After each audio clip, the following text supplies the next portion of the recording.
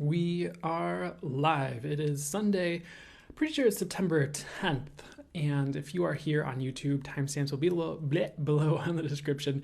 Otherwise, we're going to chill here and hang out as people show up and chat. And yeah, so do what you feel called to do. All right.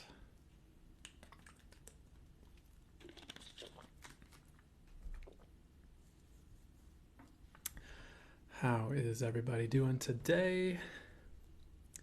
Hi, Angela. Good to see you.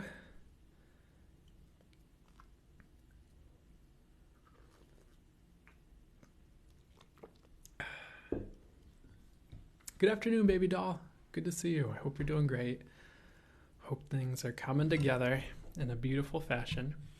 Hey, Amy. Good to see you. Very good to see you. Marina, great to see you. Always good to see all of y'all. Excuse the coughing. Oh, I hope everyone's having a good Sunday, had a good week. Hi, Jess. Hope you're doing great. Feels like a good nap day, but I'm here. I hear ya. I hear ya. Totally hear ya. Hey, Stacy. So good to see you as well. Hi from Canada. Canada. Hi, Kim Edwards. One day I will pronounce Canada correctly. I don't know why I said that. I typically have no problems pronouncing Canada correctly, but no, I don't. Yeah, I stumbled over the first pronunciation attempt. Hey, Divinely Protected. Happy Sunday. Andy Pandy Pie, so good to see you. I hope you're doing great. Canada too. Hey, Canada crowd. Ooh, is that Brit? Am I reading that? Brit. Hi, Brit. Lady Lethal, good to see you. Made it say, heck yeah. Always good when you make it. Andy Pandy Pie, for sure. Shona, Canada flag. Yeah. It's always cool how many people from, I mean, I love the United States people too, but it's always cool to me how many people not from the United States show up for these. We are early. You sure are. Yeah, I haven't started anything. I just went live. So we're hanging out for a bit before we start the collective reading, and maybe we could chit chat for a second.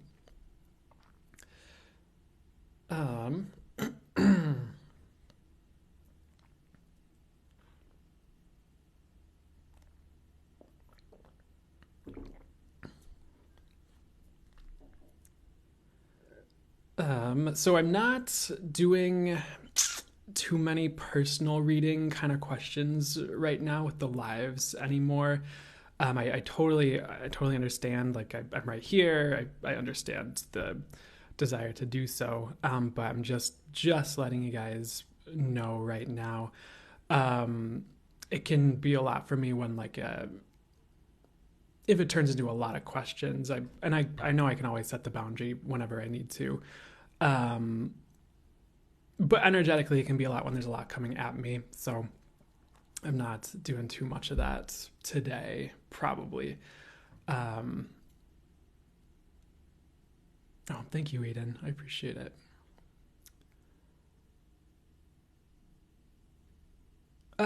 Sure. I'll just ask.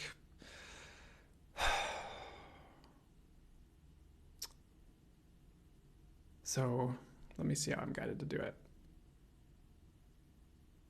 So it was your son, right? So Archangel Michael, please watch over Kim Edwards' son.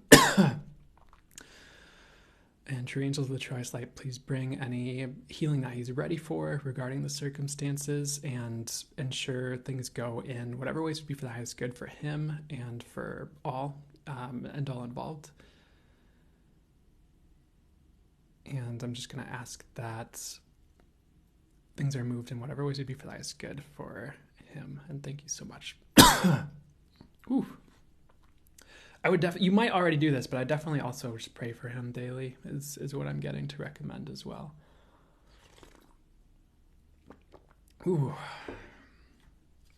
So sorry for the ooze, but it's the energy work.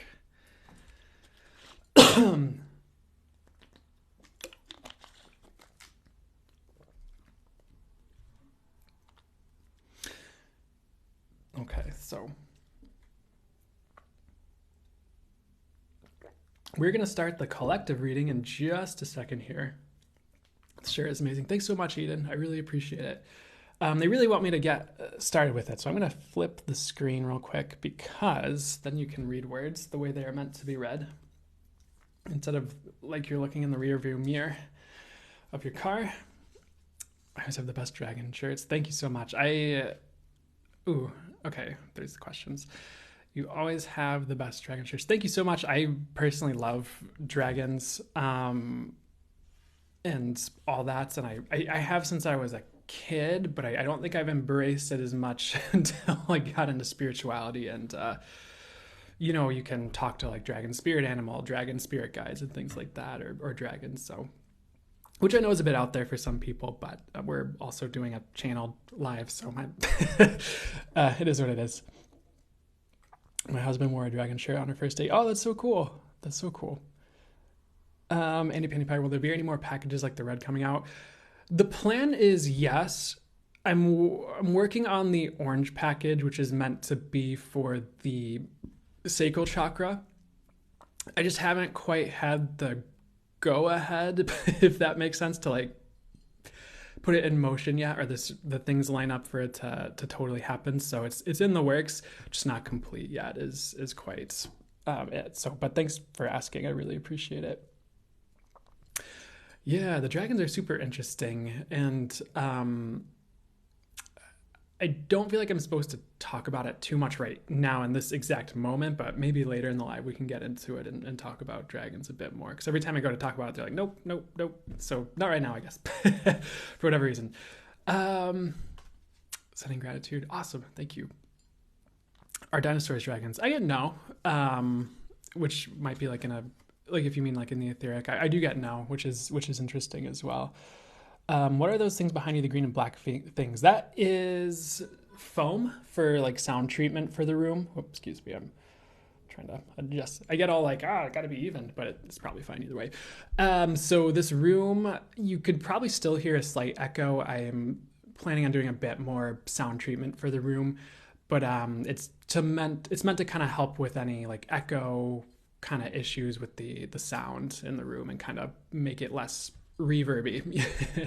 So revisiting the red package this past week, so great. Thank you, Andy Pandy Pie. I really appreciate the shout out and the feedback, and I'm so glad it's great. The red package is amazing, highly recommended. Thank you, Amy. I so appreciate you shouting it out as well here, so thank you guys.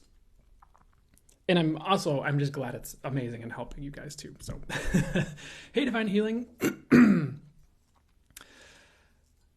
Okay, so they are telling me to start the collective reading now. So collective reading, of course, is just meant to be for whoever sees it, whenever you see it, whether it's here live or on YouTube.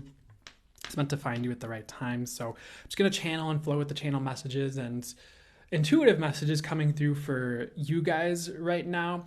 And I don't know why I'm guided to say it is usually about 20 minutes, but it is. So we're going to start now and see what is for the highest good to come through for you for starters here. It's funny, we were just talking about dragons, and that is the first thing showing up for your reading today. They do like to show up for the readings, a lot too, but let me see what the message is for you this time with this dragon showing up here. This dragon is purple, if that matters at all to you. In this visual, if it's important, like one thing that's really jumping out to me as well is he has like these spirals in his like eyes. It's like instead of pupils, he has like these like red spirals, which is really interesting to me. So let me sit with the visual a bit longer and let it play out and see what the message is. So one second here. So this has been a message that's come through for a lot of the readings, like the past few, like for the past month, I'd say. I kind of hesitate to say that because I know like these aren't always viewed chronologically by all of you, depending on whether you're watching it live or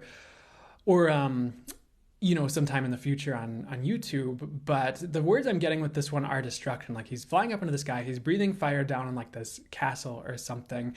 But it's interesting because in this instance, it's positive destruction. It's like destruction that opens the way.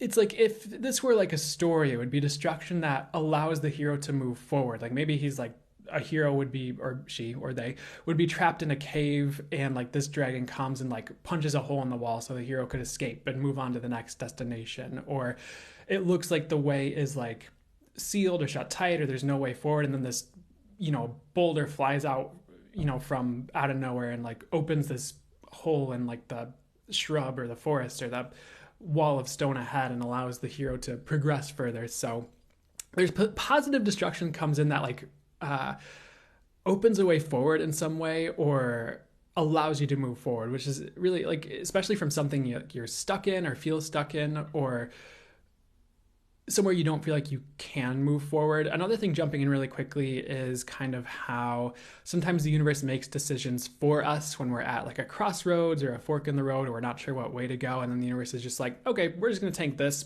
and you're going this way. So that's something that's showing up a little bit as well for some of you who might be going through that. So anything else with this positive destruction, or should we move to the next message here? The next thing they're showing me right away is that it's the concept of a funnel. Of course, you probably know what funnels are, but with the funnel, you have the wide opening, and then it kind of goes down to this chute or this place where all the liquid or whatever that's captured is meant to go. And it's what I'm being shown for you guys is you are being funneled to exactly the right place for you. So it might seem like you have multiple options in your life right now for probably a lot of you. And it's interesting because a lot of them are just all going to funnel to the same place. So you're actually all headed the right ways, even if you're not sure, or it seems like you have a lot of choice.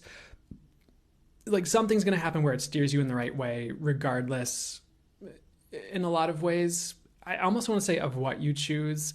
Of course, like some people could be smart Alex and be like, oh, what if I go jump off a bridge and then I'm dead? I'm like, okay, but that's your choice. Please don't. But I think I mean more like if you're trying to navigate life to the best of your ability and you are making choices, like it's all leading to the right place, interestingly enough, unless like you try to tank it, or unless you really, really mess up, which you're not going to, is what I'm hearing. So don't worry about that as well.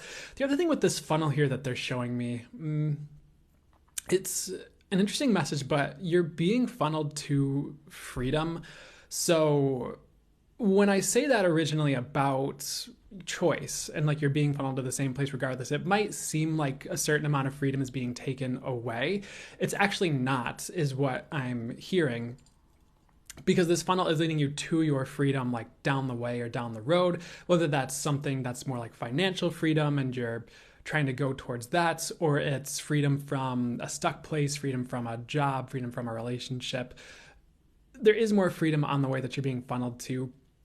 Again, I get it's going to lead to a really positive place. I say again because I feel like I've had a lot of readings where it's like, yeah, a lot like things are moving you to a positive place. So again, might resonate more for those of you who've heard some previous readings from me than anyone who's just joining now, but that's besides the point. So let me sit with this and see where else I'd like to go with this reading for you guys right now. Next thing they're showing me is a pebble, and the spiral is returning. There's like a spiral on this pebble, which is interesting as well. So someone is like sitting here in this visual, like skipping rocks across the ocean and across the water.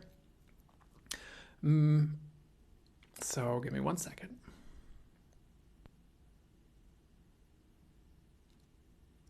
It's interesting because the next thing they're showing me with this is like there's a line that's important where it's like opening pathways, and we'll get to that in a second. But the other thing they're showing me with this pebble is how like pebbles can be used for various things, or rocks. Like for instance, people could use the rock to build like as part of a building, or they could use it to throw it at people and hurt people, or they could use it with a sling to like hunt animals and gather food. One message or reminder for you right now is to be mindful of how you're utilizing your tools, and also to be like aware and mindful of what direction you're kind of throwing your energies right now, as far as like what you're focused on, what you're doing every day, what you're creating in your world, even what you're manifesting as well. Because we all have the ability to like move the needle every day in like a certain direction. So if you're building a skill like learning guitar, for instance, if you're showing up every day and practicing guitar and you're learning new techniques and like the proper ways to do things and you're implementing all that, you're moving the energies and moving the needle towards you being a guitar master, for example, or whatever your aims and targets are for that. Likewise, if someone were to give an example to the opposite direction, sit there and do like drugs every day, they'd be moving the needle in a perhaps an unfavorable direction for them. And I know we could take a step back and be like, oh, maybe there's a divine plan where this person gets into this, thing where they're doing drugs every day and then they turn it around. It becomes an inspiration story. Like, yes, of course, there can be a divine plan for all those things. And I'm not here like trying to judge. It's more like for you right now, what might be helpful is considering what directions you're moving things with how you're showing up, like weekly, monthly, yearly, daily, etc., and be mindful of those things so you can move energies in the proper directions. And I'll give another example really quickly, and then we'll move on here. Like if you would like to start a business or grow a business, like what can you do daily to move the energies in that direction, whether it's not at the risk of sounding like a like a grind set meme post or something, but which is a joke. But like could you listen to a marketing podcast with someone that has good energies, that you trust, that comes from a good place, of course, every day to get ideas for marketing your business? Like could you put a little bit of work into your website and like different things you're putting into place there every day? Could you create one thing every day that moves you closer to having whatever product or service you're going to put out there? Or could you do something to move your skill set and improve your craft, as the people say out in the world on the internet, or things like that? Whether it's like, whatever it is, whether it's you're doing healing or you're working with your intuition or you're coaching people or what have you. And even if you don't have a business, this could apply to you in some way, like what are you doing to improve your relationships or things like that. And I know, let me see what else they'd like me to say on it here. You don't have to go overboard and like let it take over your whole life where like other areas are suffering. I don't feel like you will either, but just a reminder to check in on that perhaps and like see where things are headed. And I know there are days where maybe we're guided to rest. That's fine. But overall, just check on where the needle's moving, I guess, with what you're putting your focus on. Next, that we'd like to get to here. So there was a person skipping the rocks, and like there was the words like opening a pathway. We maybe already talked about that with the dragon, but let's see if there's something else I'd like to say here. So going back to the person like skipping stones across the water, this person's like making wishes every time they like throw or skip the stones or pebbles in the water. And like this person in this visual doesn't realize they can be granted. And sometimes we like kind of carelessly just cast wishes, out there, like with our thoughts or our words or in like casual conversation with a coworker. Not that you need to be afraid of any of that, by the way. And then they can like actually happen. So why is this showing up though? I feel like some of you are going to have that happening where like you just carelessly kind of did like, oh, I wish for this. And it like shows up. You're like, oh, well, okay. Some of you maybe need to be mindful of that as well. And even use those like casual wishes, like as your wishes for what you desire and like steering things in that direction. Because it's like opening pathways to new things. The more you're talking about things you want, even if it's like with people, it's kind of a weird message. I feel like I need to be a little bit careful with it. But you are opening pathways with your wishes is what I'm hearing to kind of tie that up. And just to make sure I get like a good summarized, like, or just complete message for you on that one, I'm going to sit with it one more second, then we're going to move on here if they tell me to. So one of the things the spiral represents is creation in this instance. And you don't recognize how much you're creating every day right now. And again, it's like with thoughts, it's with what you're putting out there to the universe and things you're doing. I feel like it's actually all going in a good direction, honestly. But you can consciously steer that and create better. And you're going to be doing that. So just realize you are creating every day almost not in the way where you need to be afraid of what you're doing, but almost with everything you're doing is kind of what I'm getting. So you can consciously steer that to create better. Okay, I feel like I'm about to start talking in circles. Maybe I wasn't about to, but let's move on to the next thing and see what they'd like to get to here. They're showing me lightning next. And in this instance, they're showing like, they're giving me the word supercharged. And it's like you're being supercharged to move forward. So there are a lot of events right now that are charging you up, whether it's inspiration or divine guidance to move forward, or you're getting a lot of energy recuperation so you can move forward and put more effort into things. So if you just feel like dead right now, not literally, of course, but, you know, just exhausted or like you can't move forward, you're going to get the recharge pretty quickly. To the point where you're supercharged and can charge ahead, which is cool. And, you know, Mercury retrograde at the time of doing this live is going to be ending soon. So you also might be getting a lot of ideas right now to charge ahead with. And I would like gather those and write them down or collect them and then charge forward with the ones that really stick out to you, like at the end of the month is what I'm hearing. And if you're watching this in the future, just in like the next few weeks, like pay attention to your ideas. And if any jump out at you as like profoundly awesome, or they really resonate, or you just feel a really big sparkle with them, or maybe cackle energetically, or it feels very bright and shiny to you, like try it is what I'd say.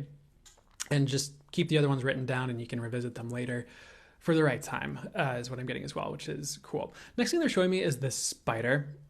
Oh my gosh. Okay, sorry. I'm going, oh my gosh, because sometimes they show me things like Pokemon, and I'm like, no one's going to know what this is. This is an exceptionally nerdy thing, but that also might not be true. But they're showing me this like Pokemon, and it's like if you're familiar with Pokemon, they have like these types, and it's like a bug and an electric type. I think it's called like Joltik or something, and I am not super familiar with it beyond that. But let me see what's up, with that here before we keep going here. So I don't know why this is what they show me for this message. It could just be synchronistic for like maybe some of your grandsons play Pokemon. Maybe you play Pokemon, no judgment here. But certain things might be moving forward in surprising ways or like very suddenly, where it's kind of like jolted alive and awake and moving forward automatically. You're like, I wasn't ready for this area of my life to like move forward. Like, like an example would be suddenly love shows up out of nowhere. You're like, I wasn't ready for this area of my life to be jolted awake and just moving, if that makes sense. Or, another example, they're showing me someone like accidentally posting something to social media and they were going to put it in their drafts, but it's like something that like kickstarts something. And then like, they're like, oh, this actually could turn into something, or this actually turns into something. Or is like another example they're showing me where it's like you weren't ready for it to move forward, but it does anyways. And a lot of that's coming in for everybody here with this reading is what I'm getting. And even for a while. So you might not be ready for certain things to move forward, but they're going to be, which is for some of you, you might think it's cool and really appreciate it. Others of you don't like change, but you'll be fine is what I'm getting. So that's cool. The other thing with this Pokemon that was showing up here, what else is going on here? The other thing that's cool is like there are a lot of things that are bugging you that are leaving. And we're in an energy where we can move away from those things really quickly or maybe come to a higher place regarding them. But really what I'm hearing is moving away from those things, or they fall away. And we're just kind of ready for higher experiences. What I'm hearing is like, it doesn't mean there won't be certain challenges. And I never want to like put that on you. And I told this story like last live, I'll tell it probably after this reading again, but I never want to like put challenges on you unless I'm hearing like, that's what I am being guided to say. 'Cause I think sometimes we can just create things that don't need to be there when we, if that makes sense. But I was hearing it. So anyways, coming back to the reading here, trying to streamline this a bit more. Things that are bugging you, falling away. We're ready for higher experiences. And we are in this time, and I've said this a million times, and my guides have said this a million times, and they might keep saying it, is that where like the old is crumbling and like things that aren't aligned are crumbling because of these higher energies we're venturing into or calling into our lives. So that's part of why these things that are bugging you are leaving. And by things that are bugging you, I mean, it's pretty self-explanatory. Most of you get it, but it could be certain coworkers. It could be just things in your life that bug you, pets, I don't know. But certain things are leaving, which you'll find a relief is what I'm getting. And don't worry about your pets if you're like, oh no, my dog. That's not what I meant. So next thing that they're getting to here, there's like one more message here, and they're just showing me the concept of bounce. And let me get a bit more into detail, because the visual they showed me was like a bouncy ball or some type of ball. It was like falling off of a canyon, like hitting the bottom of a canyon and just like bouncing even higher than from which it fell, the height from which it fell. And you are going to be bouncing back, bouncing forward, bouncing higher than ever before. If you feel like you've fallen recently in some way, you're going to be bouncing back. If you feel like you've lost something, you're going to be bouncing back. So really the message is things aren't just going to fall flat and splat for most of you, and for most areas things are bouncing back. And for some of you this is from a while ago, where maybe things went south, or you've been waiting for the pieces to come back together for a while, and they finally are. Even if it's in a new way, or you just feel like you gathered all new pieces to fill your life with, or to, regarding in whatever ways that's resonating, the bounce back is here is what I'm getting, which is good. So they would like to end the reading there. There might be one more like PS kind of thing, or sometimes they have like a bajillion more messages, but let me see what the last thing they like to bring through for you here is. So they're showing me a ghost here as the next message, and ghost can mean a couple different things when it shows up in a reading. So let me ask them let them tell me what it means.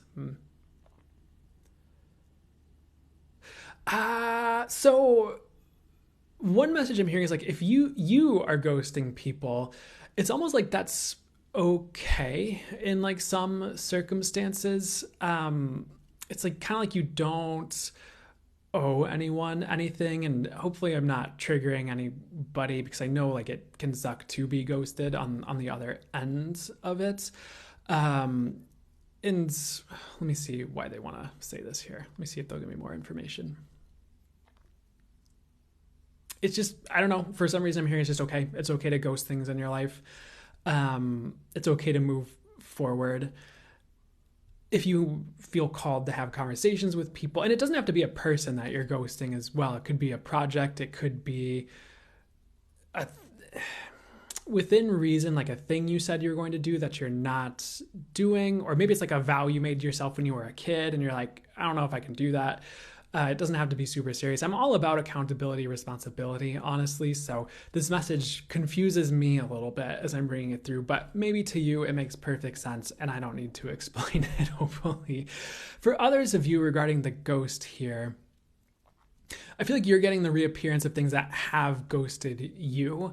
Again, it could be projects, things you forgot about, dreams you had when you were younger, or maybe even a kid for some of you. I don't know if it's all feasible for us to become astronauts now, but maybe it is. Why not? Coming back to the message though, you could have the reappearance of like people that ghosted you who are like coming back with their tail between their legs, or jobs that want you back for whatever reason. And honestly, what I'm getting as far as like whether you go back to these things or not, it could go either way for a lot of you. Do what feels right to you and truly feels right to you and best to you. Some of you it's a good idea. Others of you should run. And hopefully you'll know who you are just based on who the people or things that are returning are and how they treated you in the past and whether they've evolved or grown or not.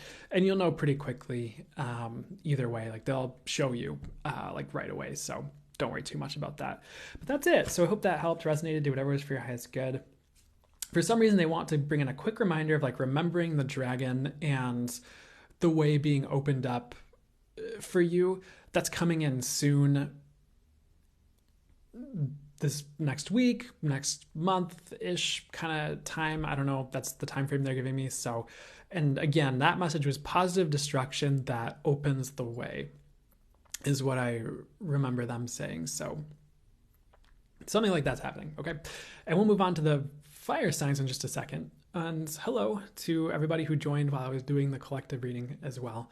I hope you're doing fantastic.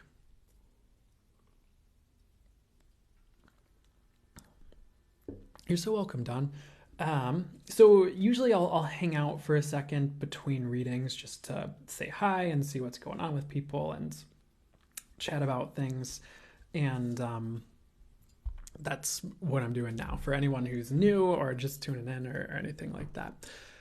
Hi, Brandon. Appreciate these lives so much. Awesome, Sarah. You are so welcome. And I super, super appreciate that you appreciate the lives and that they help you.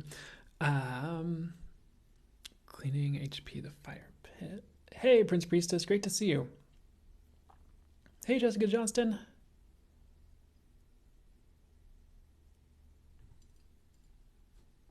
Pamela Monroe. Oh, hey, Pamela. How are you doing? Hey, Leo. Good to see you. Got all the cool people showing up now. Not that the other people weren't cool. I need to rephrase. All the cool people are showing up. Jillian, good to see you. So synchronistic. Thank you, Brandon. You're welcome. Because all the people at the beginning were also cool. So I just, you know what? This is a good time to say that I appreciate you guys a lot. And I appreciate how cool you guys are here in the lives and like in the comments on videos. And, you know, a ton of you I know I've done like one-on-one readings with. So I appreciate you all. And it's really funny because sometimes this happened more in the past than it does now, but sometimes I'll get weirdly just like nervous before the lives, or it's just like, I think sometimes that just happens before you do events. It's just maybe an energetic thing or something that happens, or it's almost like a cold feet feeling in a weird way. But then like I always get on here, I'm like, oh wait, these people are awesome. I don't need to worry about this. So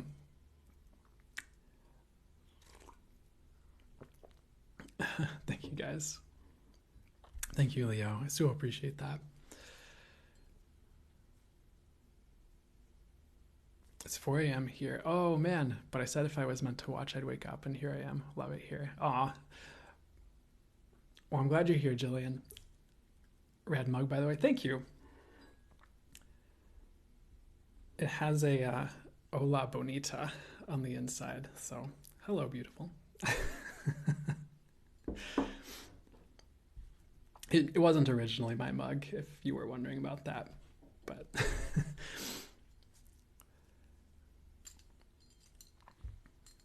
oh, perfect, Jillian. That's awesome. Oh, no, that wasn't Jillian. That was Lainey. Perfect, Lainey. And hopefully you're also getting enough like rest and stuff too, Jillian, with besides all this, but I'm still glad you're here and that it worked out. Thanks, Pamela. 111 on the live. Heck yeah. So they would like me to start the fire signs in just a minute here. I'm going to drink some water first.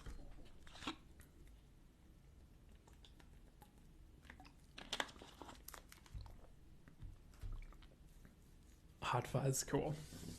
I haven't seen that in a long time, and I'm not sure if I've seen the whole thing actually.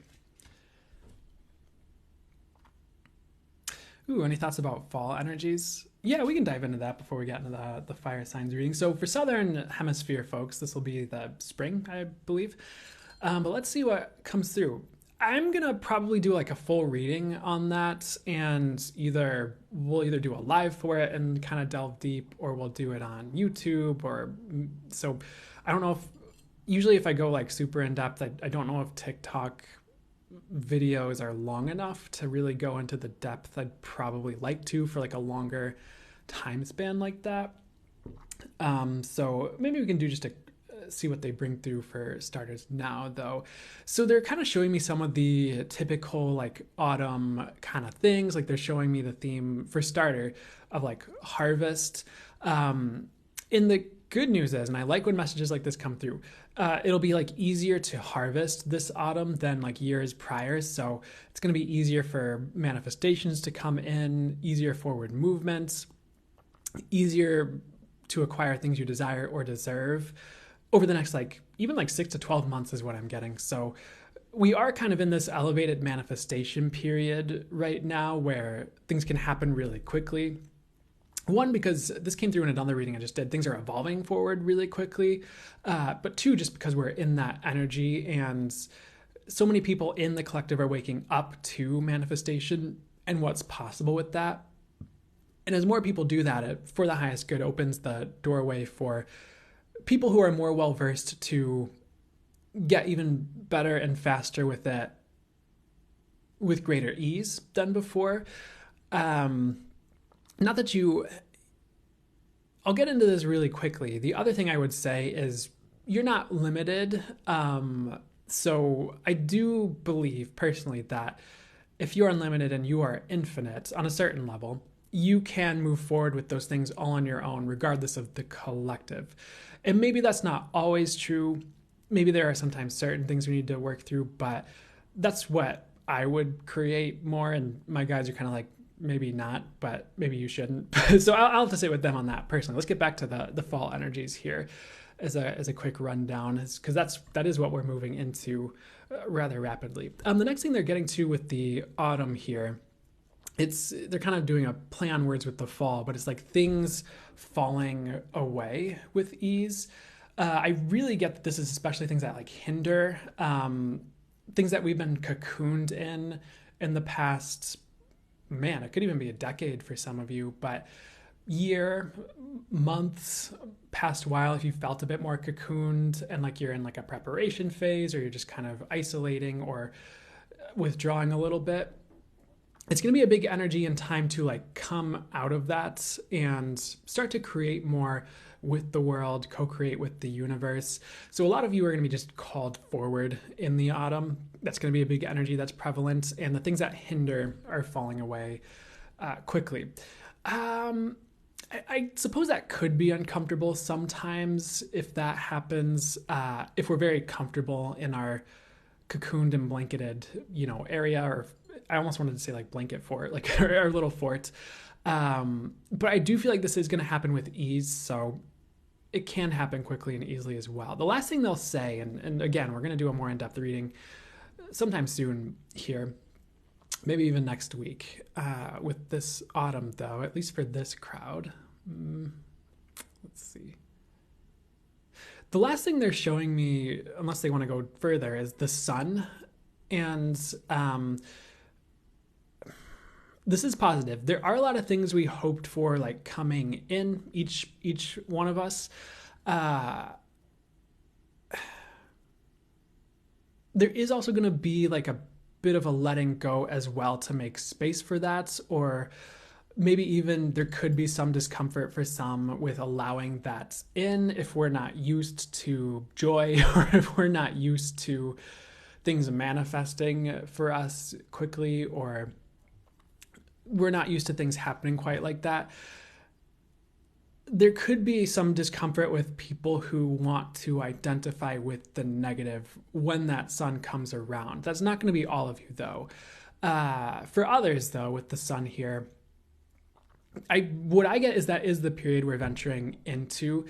It may or may not be like perfect, but it's just going to be a big up leveling to what we've seen before. And you might be called to up level personally, and you might be called to a better time period is what I'm getting as well.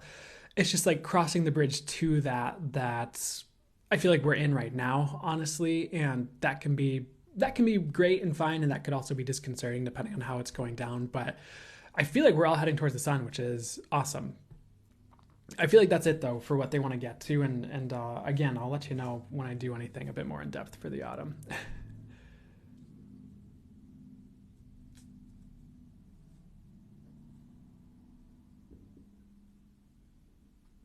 Oh, hey, Emmanuel, that means so much. We just did the collective reading. We hung out for a bit. Someone asked about or Prince Priestess asked about delving into like what's coming up in the autumn energies. So I delved into that a little bit, and was just telling everyone I'm going to do a more in-depth reading, and then we're about to do the fire signs here in a couple minutes. And you know, I just saw Authentic Mystic saying I'm so ready for fall. The other thing that I was just getting as I read that too was they're showing me a post that someone else made, Lee Harris. I'll let you know. People who are here all the time know I reference Lee Harris relatively frequently, but it was a post he made, and it was like, we're on a season change on Earth right now. And I feel like that's really going to be hitting this autumn very strongly, where it's like, yeah, it's a literal physical season change, but it's also like, it could be hitting in life as well, like the way we're shifting or things around us are shifting. And I feel like that's going to be hitting hard in the next 6 months, actually, not just in the autumn or fall. So we're going to be transitioning in life a lot. And I feel like we've already been doing that. So maybe just more or in different ways. So we're going to start the fire signs now. I hope this is... Oh my gosh, what was I about to say? Sorry. We're going to do the fire signs. So if you have a fire sign, sun, moon, or rising, it's for you when you see it.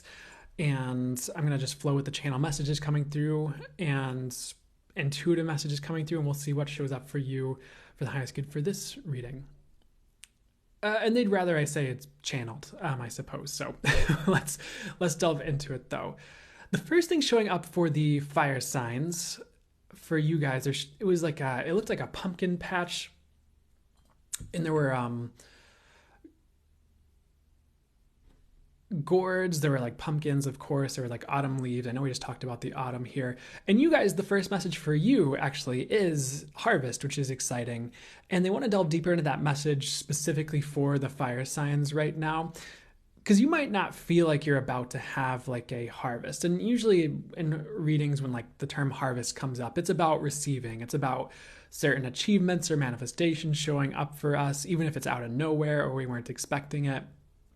It's about getting somewhere we've been trying to go. So there's a lot that could tie into all that. It's usually about blessings coming in as well. And that is what's coming in a lot, which is fantastic. You might want to be a little patient right now as you're like, I just like the term waiting sometimes, but what I'm hearing is waiting for this, because it is coming and it is like due for you. Just be patient while it comes in is kind of what I'm getting with that here. But there's like a huge harvest coming in for you, maybe because of certain past losses and the space that's opened up, or maybe you've been making space internally through healing or work you've been doing. Or maybe you've just been a bit bored recently and you've kind of been like waiting on the world to change. Hearing that song, Waiting on the World to Change, so bringing that through. Or waiting on certain things to happen. And the other good news is that there is a certain amount of excitement coming in for you, whether that's because of people or just opportunities coming in that you've been desiring, or just maybe even some like relief from certain burdens or hardship that you never thought was going to come.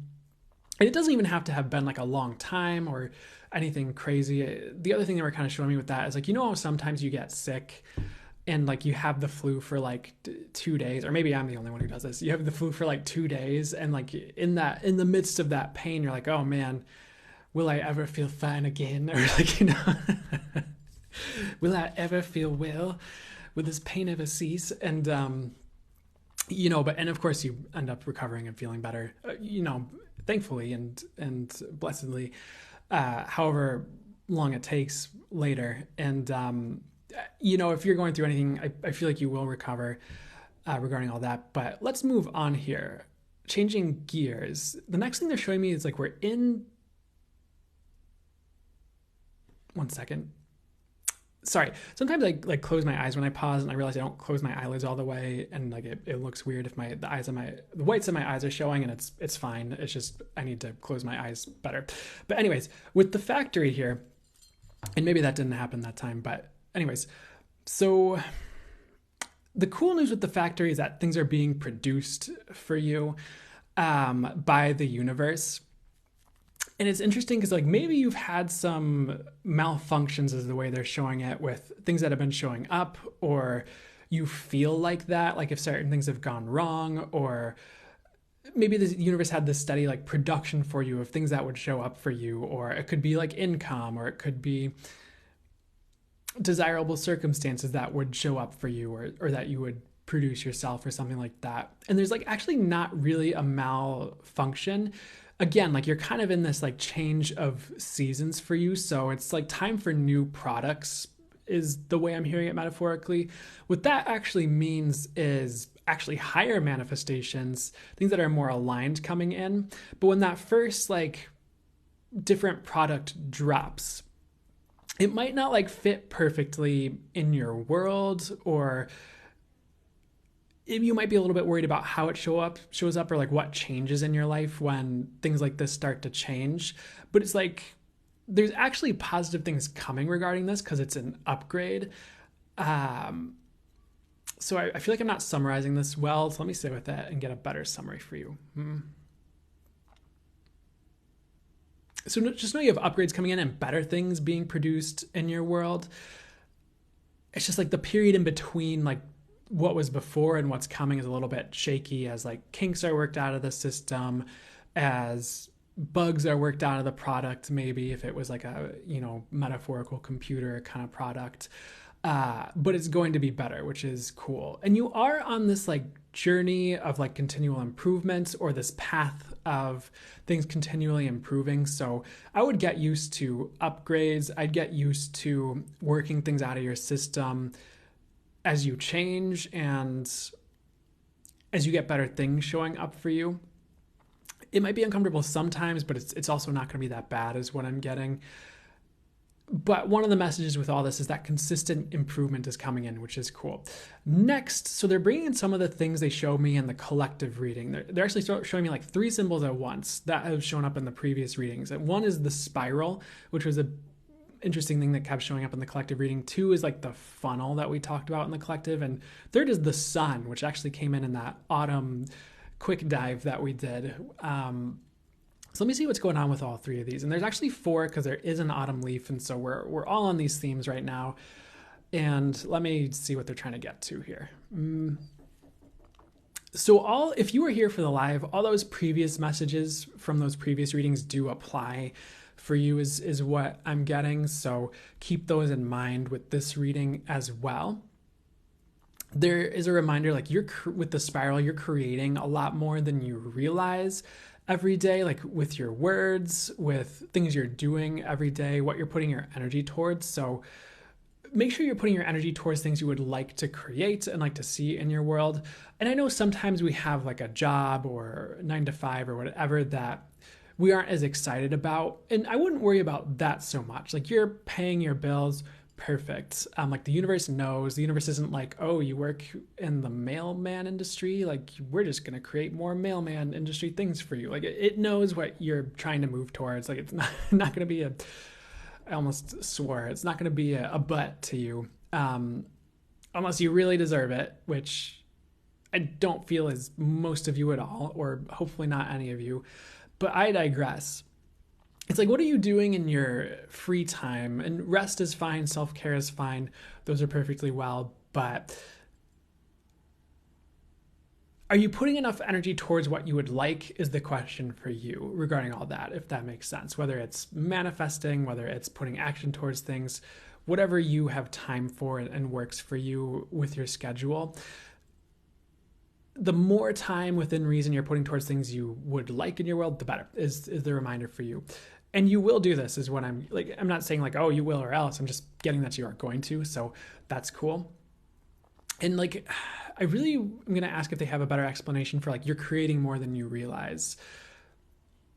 You might have already got this, but you're just going to be manifesting a lot more than you realize with what you're doing right now. So you might even want to sit down and just consciously manifest things and then see what action steps you could take to move towards some of those things, big or small, and see what happens, or just make sure you're moving your energies in the ways you would like them to be moved.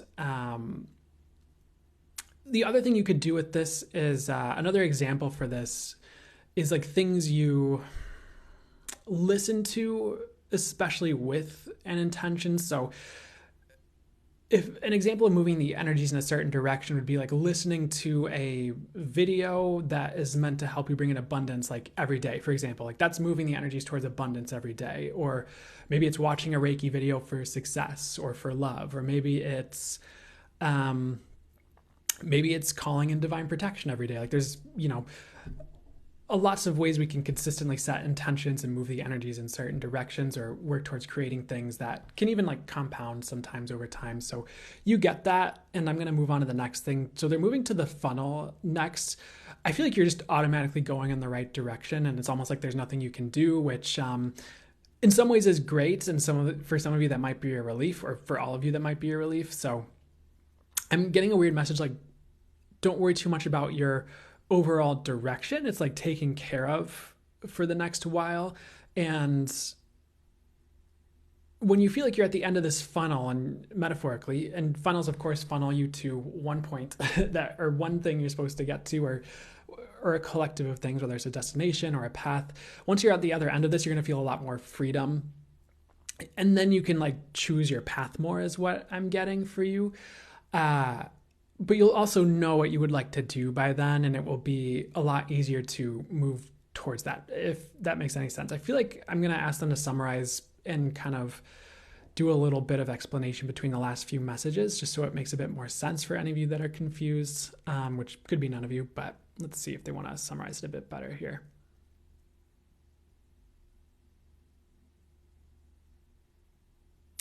Yeah, the way they're summarizing it between all those messages is just like, make sure you're manifesting in the right ways and the things you'd like to manifest, and make sure that, or the other thing was like, you're just gonna have more freedom with where you'd like to go soon, but you're gonna know what you would like, which I just said. But anyways, the other thing that showed up was the sun, and then there was an autumn leaf. With the sun here, the good news for you is it's hard to mess up this time period.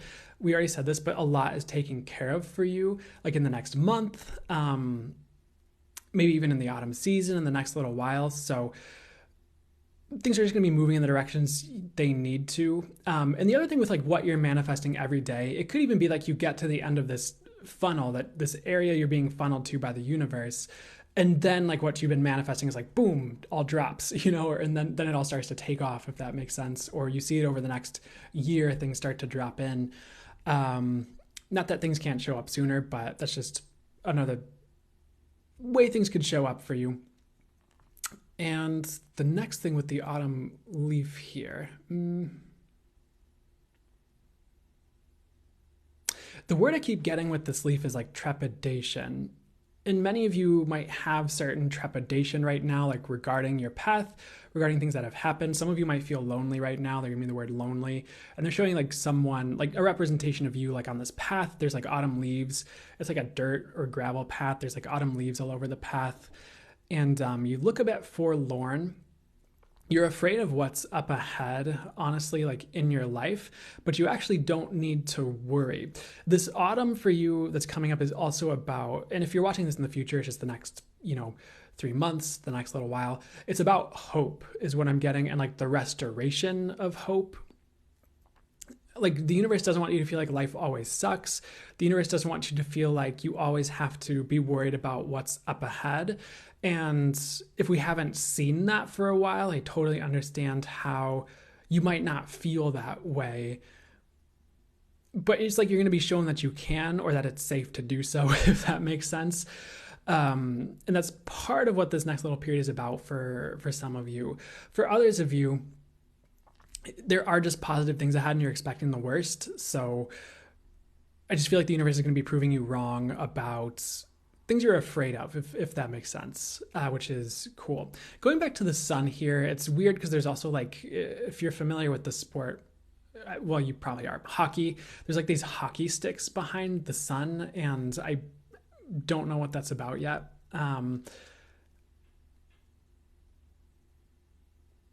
One thing with like hockey players, I'm thinking, I don't know, maybe it's because all the Canadians are here, but that's a joke, is like they can be a bit aggressive, of course, in that sport. Like they can like check each other and like crush each other into walls, and they get into fights and stuff, or they used to. I don't know if they still do that.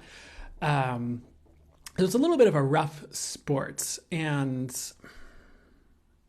I do feel like the sun is almost like coming in to save you from certain rough things.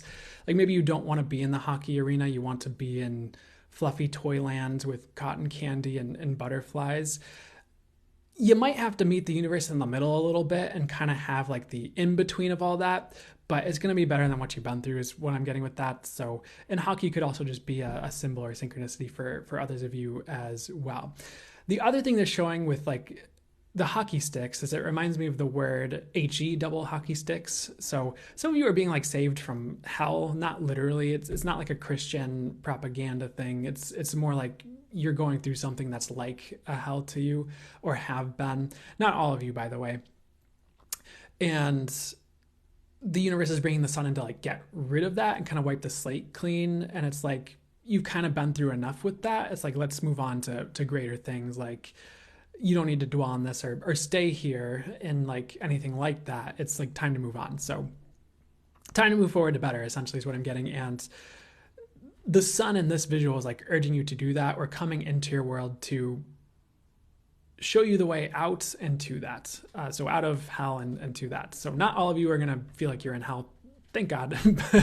But that's another thing coming in with that. So I actually, it feels short to me, that reading, but I don't have too much more with it that they're saying. They're showing me a stuffed bear here.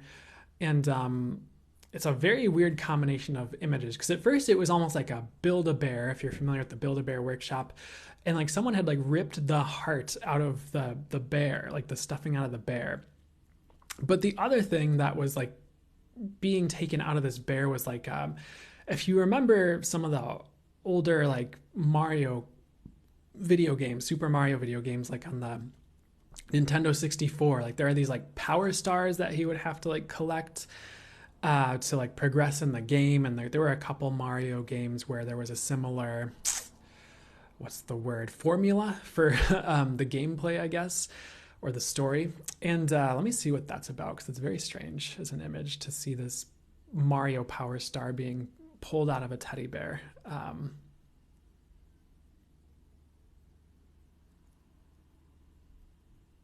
So one message I'm getting is like the lessons are being learned from like your childhood, and just if it's not childhood, then it could also just be past experiences, could even be recent.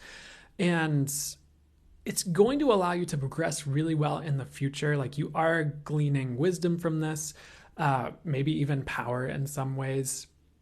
You're gleaning progression from it, and it's going to help you with moving forward in some ways. So inner child healing could be big for you right now. And if it's not that, it's like healing something in the past that felt like it ripped your heart out in some way.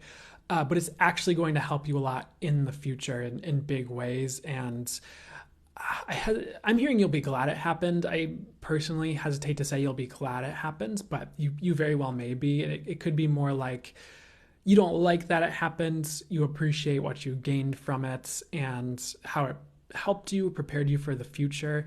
And maybe it's one of those things where it's almost a cliche where people are like, I wouldn't have had it happen any other way. And maybe, it could be something like that where it's like, yeah, it sucked, but I wouldn't have traded it for anything. Sort of a deal like that. Maybe you won't agree with that totally, and that's okay. But regardless, you're getting this wisdom and what you need from it. And it also might feel like a finally for you regarding that. Like maybe it's just felt like a devastating thing for so long, or it's just felt like it's sucked. So at least you're getting something good out of it is what I'm kind of hearing to say. And at least there's some positive that's coming from it. So weirdly enough, I feel like it's a short reading, but I'm getting to close it. So I hope that resonated, was helpful to whatever was for your highest good. I feel like you're moving out of darkness. I feel like if you had a period of darkness, it's just to teach you something, and it's going to be short-lived. You definitely don't need to dwell in it or like stay there forever or think that's your new world. It's really not. It's just something that teaches you and then you move on, if any of you are going through something like that. So I hope that helped, resonated, whatever was for your highest good.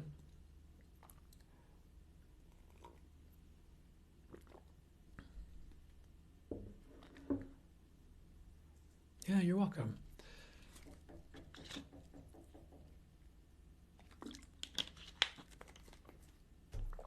You're welcome, Annie. Thank you so much. You're welcome, me, myself, and I.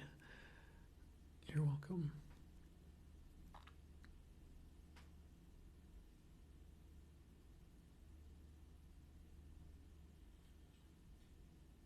Oh, you're welcome, Brittany. Mario is fun. I kind of feel like this may or may not be a good idea for me to delve into it. It's mostly positive. Never mind. I'm gonna skip it. I was gonna delve into a conversation, so maybe we'll do it later. You're welcome, Lizette. You're welcome, guys. Oh, perfect, Dragana. Someone was talking about like, oh, no more lessons, and I totally understand. I hear you on that. I get it. This is not going to be like a declaration. This is going to be more of a gentle dive, or like just questions to ponder kind of thing. And it's not like I am going to say I have the answers to this one right now either. It's just something I've contemplated, where it's like, how we have these concepts that get driven into us, or very widely purported, even like with spirituality, where there's things like, and at the risk of sounding, I'll just talk about it, and I'm not going to go one way or the other on it quite yet, but like concepts like lessons, or like, oh yeah, all these lessons, all these things. And I kind of wonder sometimes, it's like, are we creating more strife than we need to through those assumptions that that's how it works, or assuming that's the way it needs to be, or saying that's just how it is, if that makes sense. And I'm not saying it is or isn't that way, but there's so many concepts where it's like, are we actually manifesting and co-creating or creating it being more difficult than it needs to be through purporting these concepts? And I'm going to be honest, sometimes like I'll just get channel messages. That's what I'm guided to say for that person, that group, that reading. Even if it's a concept that I question or sit with, and I'm like, oh, does it have to be this way? Is there a better way? I guess is my question. And I know that's at the risk of sounding spiritual bypassy, and that's not really what I'm trying to do at all necessarily either with this, because I understand the good that comes out of lessons and the good that comes out of that. But it's like, if we perpetually like call Earth like Earth School, or if we perpetually call Earth, oh, life is just lessons and then we die, or it's like, what are we actually asking for? And is there a better way or a better understanding that could create something different, that we still know what we need to know and we get what we need to get, but it's not as, if it's for the highest good, not as harsh. And if it's for the highest good for us to have lessons, then I understand, and I'm not saying we should shy away from the challenges and lessons that do happen to find us, but I don't know.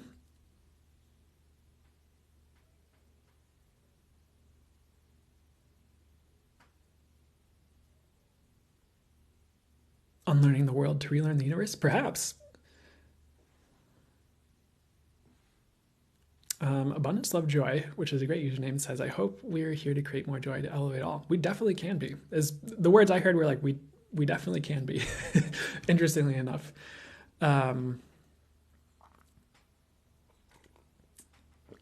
So, and really, I just say all of that not to be like, oh, everyone who said that about lessons was wrong and dumb, because I don't think that's it at all. It was more just like, what else can be possible, or is there a better way, and what would that be, and what would it take to receive that, create that, have that happen. So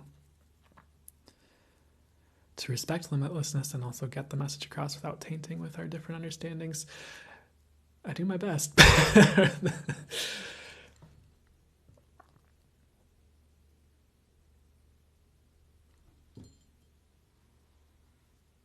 Oh, thanks, Jessica. I appreciate it. I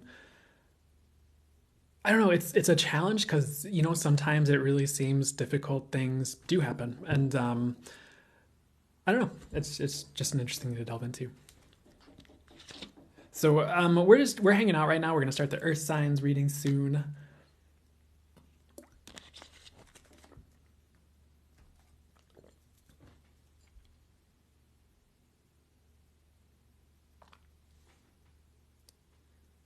That means a lot, Jessica. Thank you very much.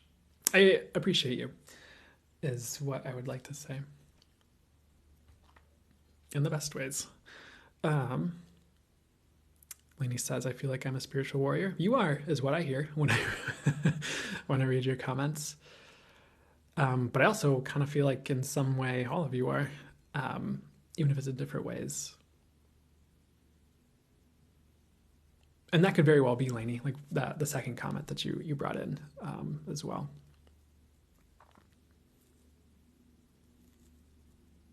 Ooh, that's something to talk about. Nicole Vibe says, I experience too many people in their 20-somethings talk of divine but act disrespectful. I do hear that. I've seen a lot of weird stuff with that. Whether that's, I hesitate to use the word, but it's the word I was hearing, whether that's like spiritual narcissism or people just aren't there, but they want to act like they're there, or I don't know if it's talking the talk without walking the walk. I don't know. And I might be thinking of different things than you were talking about as well with what you were saying with that. But I've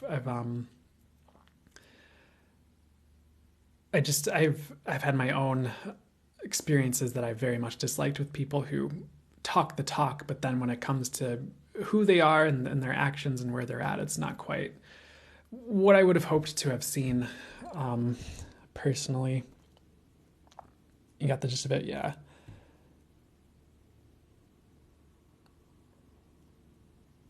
Part of the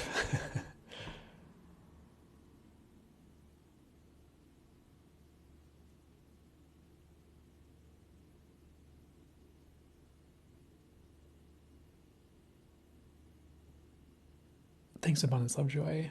Sorry, I'm trying to catch up with chat here.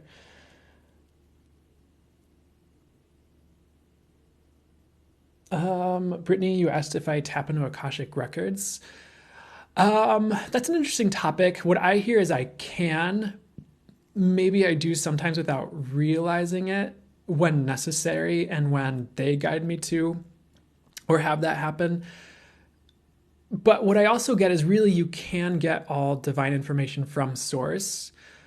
One thing I used to get when people would ask about Akashic Records, because I've had Akashic Records readings. Some readers with it have been really great. Some have been not my favorites, but I don't want to talk bad about anybody.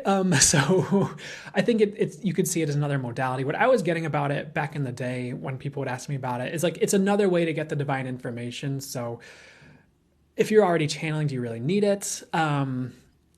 Maybe sometimes depending on who you are, but most people maybe not is what I get. But I also don't want to talk bad about it or denigrate it or say, oh, that's bad and wrong, and because I don't think that's quite the case either. It's like another way, is what I'd say.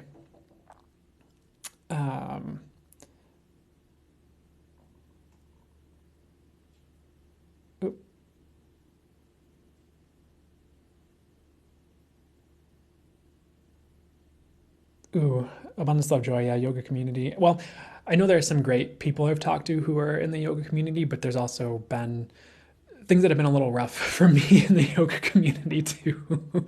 I haven't gotten too deep into yoga probably because of that. And man, I'm trying to like avoid talking bad about people, but my personal experience has been I've also had a rough time with certain people, but I've had a rough time with people who do, and it depends, I think, more on the individual than it does on like a group necessarily. But I've had a rough time with people in almost any vicinity of spiritual anything, if I'm being honest. And so I think it depends on like who the person is, what work they've done, who they came here to be. So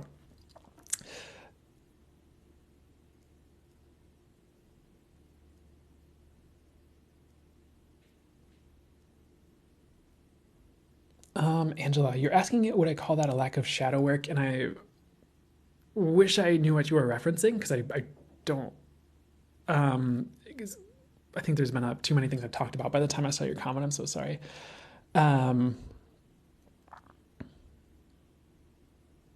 Yasmin, are your sessions meant for all ages? Yeah, for the most part. I am probably the oldest one here, definitely by decades. Well, I'm honored to have you here. I feel like there are often times when someone is older, they have a certain amount of wisdom. So I always feel honored when someone who is older feels called to join the sessions or feels drawn to it. So, but it is meant to be, yeah, for people of all ages, though I don't know if I mean, I could if I knew it was who I was channeling for, but I don't know if I'm always geared towards like children necessarily is what I'd say. But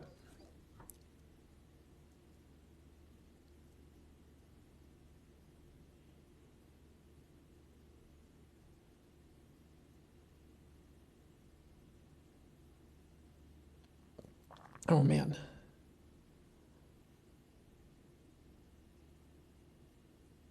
I me myself and I don't do personal readings right now. I did for a couple years. I might in the future, but I keep getting perhaps not to, and I kind of go in a different direction right now. Not that they didn't go well, not that they weren't doing, good things for people. But for me personally, I've needed to go in a different direction so far. Um, Lemon Andy says, "How do we remain humble as spiritual teachers and leaders?" I instantly hear self work. Um, I do feel like humility, of course, but also like intuition in a weird way as well. Um, what's the best way to say this? Because what I'm hearing is like if you're in tune, sure, I think people can still have moments where there's a moment where something might spike up, whether it's like ego or something like that. And this might sound a little cliche, but awareness is really one of the things that's going to help with that. I almost want to say like especially energetic awareness, because you'll be like aware of when that's happening and you'll be able to work around it or sit with it and work on it so it's not such an issue in the future. So it's kind of like a refinement in a way. Um, and intuition, because I think you'll be guided through that process. If you're coming at it intuitively of, I suppose in a way like how to act, how to be, what to say, instead of just being like, yeah, me, awesome, and everyone else suck, or something like that, if that makes sense. And sometimes people fail at it, and I guess it is what it is. To me, like I almost feel like in my personal experience, I don't know if I want to create more of this than I need, but sometimes life will just keep me humble, or I just know like I've been through enough that I know life could humble me if it really wanted to, or the universe could really humble me if it really wanted to. Honestly, and like there would just be nothing I could do. Like, and I think that's one thing that I've noticed as a thought that I have is like, I've been through enough where it's like things can be really great, and I'm so glad that I get to channel and do this work and show up for people in this way. And I know if I got out of hand, the universe would just be like, nope, because it's like, sure, like on some level, maybe there's me involved as far as like the work I've done, the work I've put into being able to do this and all that. But it's the universe, it's the angels, it's spirit guides, it's source. And I'm like the conduit of that. So if I get too big of a hat in any way, it's just not going to work out. And the universe will probably tank it somehow. So, or humble me. But those would be some starting places, like just the awareness of it and doing your personal work to be aware of it, working with your intuition to know where you're at with it and how to work through that and around that. And just knowing life could humble you at any moment. Not as like a punishment, but if you got too far out of line or something like that. I don't know if any of that's helpful, but it's a starting place. Oops. I got like a bajillion comments since I started talking, so. Self-responsibility is so important right now. Totally hear that, Venus B showers. Oh, thank you, Marina. And you know what? You might be right. That could be part of it too. But I just, yeah, I don't know. Oh, totally, Jessica Johnson. I think that's a great answer as well. I feel like humility is tempered naturally by appreciation and devotion. I think that's a great answer too.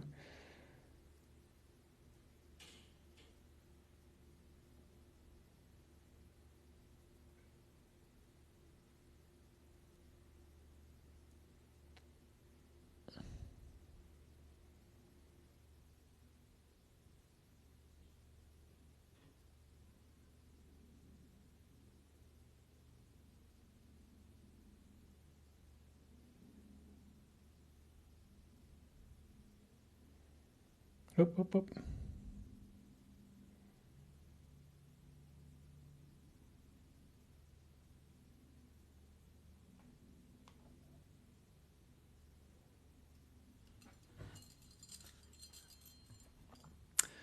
Oh, there you go. So sorry guys, I was just catching up with the comments because but we're gonna do the earth signs in just a second. But they want me to hang out for a second longer before we start that. Hey, Prince Priestess.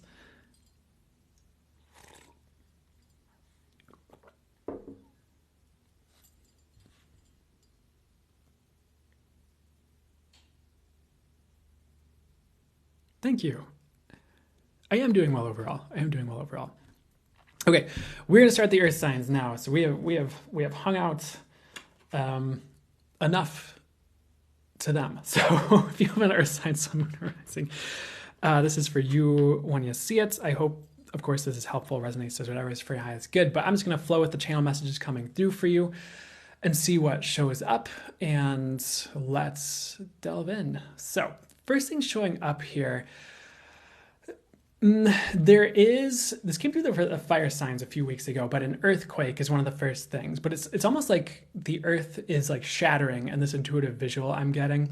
It's not anything to be afraid of per se. And this has been a common message recently, but it's like your old world is crumbling. But I also hear the word finally with this, along with it. So some of these things might be things you've been hoping would go, or what else with this? It's like things you know are holding you back, and you're like, again, finally able to move forward. And a theme with some of these readings so far has been like in the next little while, like being able to move forward more, which is cool. Like with the collective and even the fire signs, like especially after Mercury retrograde ends. And if you're watching this on YouTube afterwards, it might not be Mercury retrograde at all. So you might be able to move forward soon here. I do get that you're healing deeply as well. They're showing me the sacral chakra. As well as like a lot of the higher chakras as well for some of you. And take that as it resonates, because some of you, it could be one or the other depending on your circumstances. And we have a whole crowd here of different people. But sacral chakra healing could be a really big theme for you right now, and working through like emotions, emotional layers, why you feel certain emotions. What else is going on with this here? It could be like 18 plus stuff as well. Like, well, I always struggle with, I need to like get a set way of saying things around this topic on like social media and like TikTok and on lives. But, it's like after hours, bedtime stuff is what I'm trying to get to. It could be some of those things you're working through, or maybe trauma related to that as well. But it's like you're going deep, and like you're coming out of it with like treasure and like a new understanding of life even. So one of the things you're gaining through any deep healing periods you're going through, whether it's something that, excuse me, finds you and like life events are spurring you through it, or maybe you got a healing session, or maybe you're working on your self-healing, is like this treasure where you appreciate life like 10 times more is what I'm hearing. It could be literally 10 times more. It could just be more of a metaphor, but that's what I'm hearing is 10 times more, which is going to be very beautiful for you if you get to an emotional place where you're happy or fulfilled, or at least more in like appreciation and a healthy stillness in certain areas. If you're one of the people in the higher chakra crowd, what you're kind of working on potentially is like your connection to life is what I'm hearing. It could even be connection to source as well. But I don't feel like that's like the main thing regarding this message, actually. It's more like your connection to life, interestingly enough, and like feeling alive even. So if you're someone who feels like they're coming out of a depression, or that you're coming out of a depression soon, I feel like things are going to be really good for you. For those of you who feel like you're in that, which is not going to be all of you, thankfully. Next thing they're kind of moving towards here is like a snowman is what they're showing me. And they're really highlighting the coal that people used to use as like the buttons on the snowman. I think they would use lumps of coal and stuff like that. And let me see what the message is here with this here. It's funny because like they're almost talking about that, you know, how kids would get coal for Christmas. It's like some of you are almost like expecting coal for Christmas. And not that it's like literally talking about Christmas. It could just be like things that are coming in for you soon or the next little while. But you're actually getting gifts. And some of you beat up on yourselves way more than you need to. You're way harder on yourselves than you need to be. And like you make one little mistake, you're like, oh, I'm getting coal for the rest of my life, or like something like that. But it's like, the universe is like, no. Like everyone makes mistakes. You don't need to worry too much about that. If you're doing your best and like healing and you're working on it, like here are presents, like anyways. And you're like, oh, cool. So don't think you're just going to get bad things. Don't think that you mess up and then the universe hates you or anything like that. Like the universe is pretty understanding and magnanimous, forgiving. And sure, like things like that we would perceive of or call karma can happen. Sure. But on the same token, like the universe isn't like out to get you or like punish you. The universe isn't necessarily like all of the authority figures of our children, especially some of the more like cruel ones who were just trying to control us or whatever. Words I'm hearing weirdly enough are that the universe is here to be a good parent in a way. And I know that's not maybe the overall truth or perfect dynamic to talk about the universe with, but for this reading in this instance, it's something they'd like you to consider. It's not trying to be a harsh one. The only reason it would bring through something harsh for you is because you need that for the future in some way, or it's going to teach you something that you really need, is what I'm getting for now for this reading for you. So beyond all that here, so you're getting presents instead of coal, which is cool. Unless you were like really, really terrible, which I don't feel as any of you. Next thing they're getting to, they're kind of still on the Santa Claus theme next, which is fine by me. And I guess it has to be, because what else am I going to do but go with what they're showing me, telling me to say. Let me sit with this for a second here.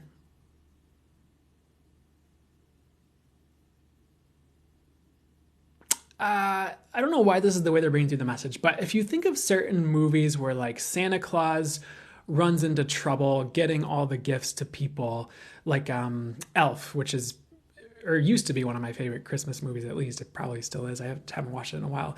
Or there's, you know, the Santa Claus movies, which unfortunately got worse with the trilogy. But I loved the first one as a kid. And what they're showing me for this message is like the universe is not going to have any trouble getting things to you like in this season. You know how sometimes we have these messages or these time periods where certain like blessings are delayed, or there's people or readers who talk about blessings being blocked for whatever reason and all that. That's not this time period is what I'm getting, and it's not going to be. So good news is I would not expect delays with like things that are meant to come in, manifestations. It reminds me of this one year where I think I'd gone to like it was like I'd gone to like a bunch of different readers of different varieties. I'd talked to a bunch of different people in just conversation who were like intuitive, and they all kind of seemed to point to like, oh yeah, you're gonna get like love, like a big important romantic partner like this year of your life or something like that. It was like very much around that time period, and some of the readers were very specific on the year, others are more like, no, around this time period, da da da da da. And I remember like when that year hit, I was like so like yeah like I was so excited for this one year. But it also happened to be the year that like COVID hit and stuff. And I kept getting all these messages about like delays. Like I talk to someone about love, and then the universe or my guides would like point my eyes up to a billboard that, or like a construction sign that would be like expect delays. I'd be like, no delays in love. But you know, I'm over exaggerating a bit, but and so I was very upset because I don't know if I was really upset, but I was slightly forlorn, perhaps, that it just, there were like certain things that showed up that seemed like it would be it, and then it just like didn't work out for whatever reason. I think I had like a bunch of different people at the time on like a human level I would have been happy with, I suppose, that just didn't happen, and they just really didn't happen all year. So I was pretty bummed. But you know, eventually like those things do come in. So I guess if you faced any delays in the past, like it doesn't mean it's like a death sentence. It doesn't mean it will never come in. It's just like, okay, there's a reason this is being delayed for your highest good. But the other thing is, I don't feel like that's this time period for you. If something's supposed to come in, it probably really will, unless there's a very, very good reason. But again, that's not really the message. So let's move on here to the next thing they'd like to get to here. I do feel like you have a lot of manifestations coming in. They're showing me the Nine of Cups in my intuitive visuals, which is wish fulfillment, typically is what that card means. It can mean other things, of course, but that's what I'm getting. So there is a lot of wish fulfillment on the rise. When it comes to like the really big things that you're gunning for in life, I suppose, or hoping for, you might have to be patient. Like if you would like a yacht and you know, and you're not in a position to get a yacht soon, like you might have to wait a little bit for the yacht. Like, yeah, I'm sorry, but you know, have a little bit of patience with like the really, really big things. Not that they can't come in, but beyond that, I think there are a lot of pathways opening for big things to come in for you if you're willing to go on that journey when the path and chance arises. So, and some of that's showing up now for you too, so that's cool. Next thing they'd like to get to, they're showing me these balloons. They're also showing me the, if you remember the candy airheads, which might still exist, by the way, it probably does. I'm not plugged into the candy world very much anymore. But I think the, like the mascot used to be like a balloon that would like blow up. Because it's like airhead and balloons have air in them, and clever. But anyways, sorry, the sign keeps falling down. The message with the balloons here and the airheads, let me sit with it for a second here. It's about things rising.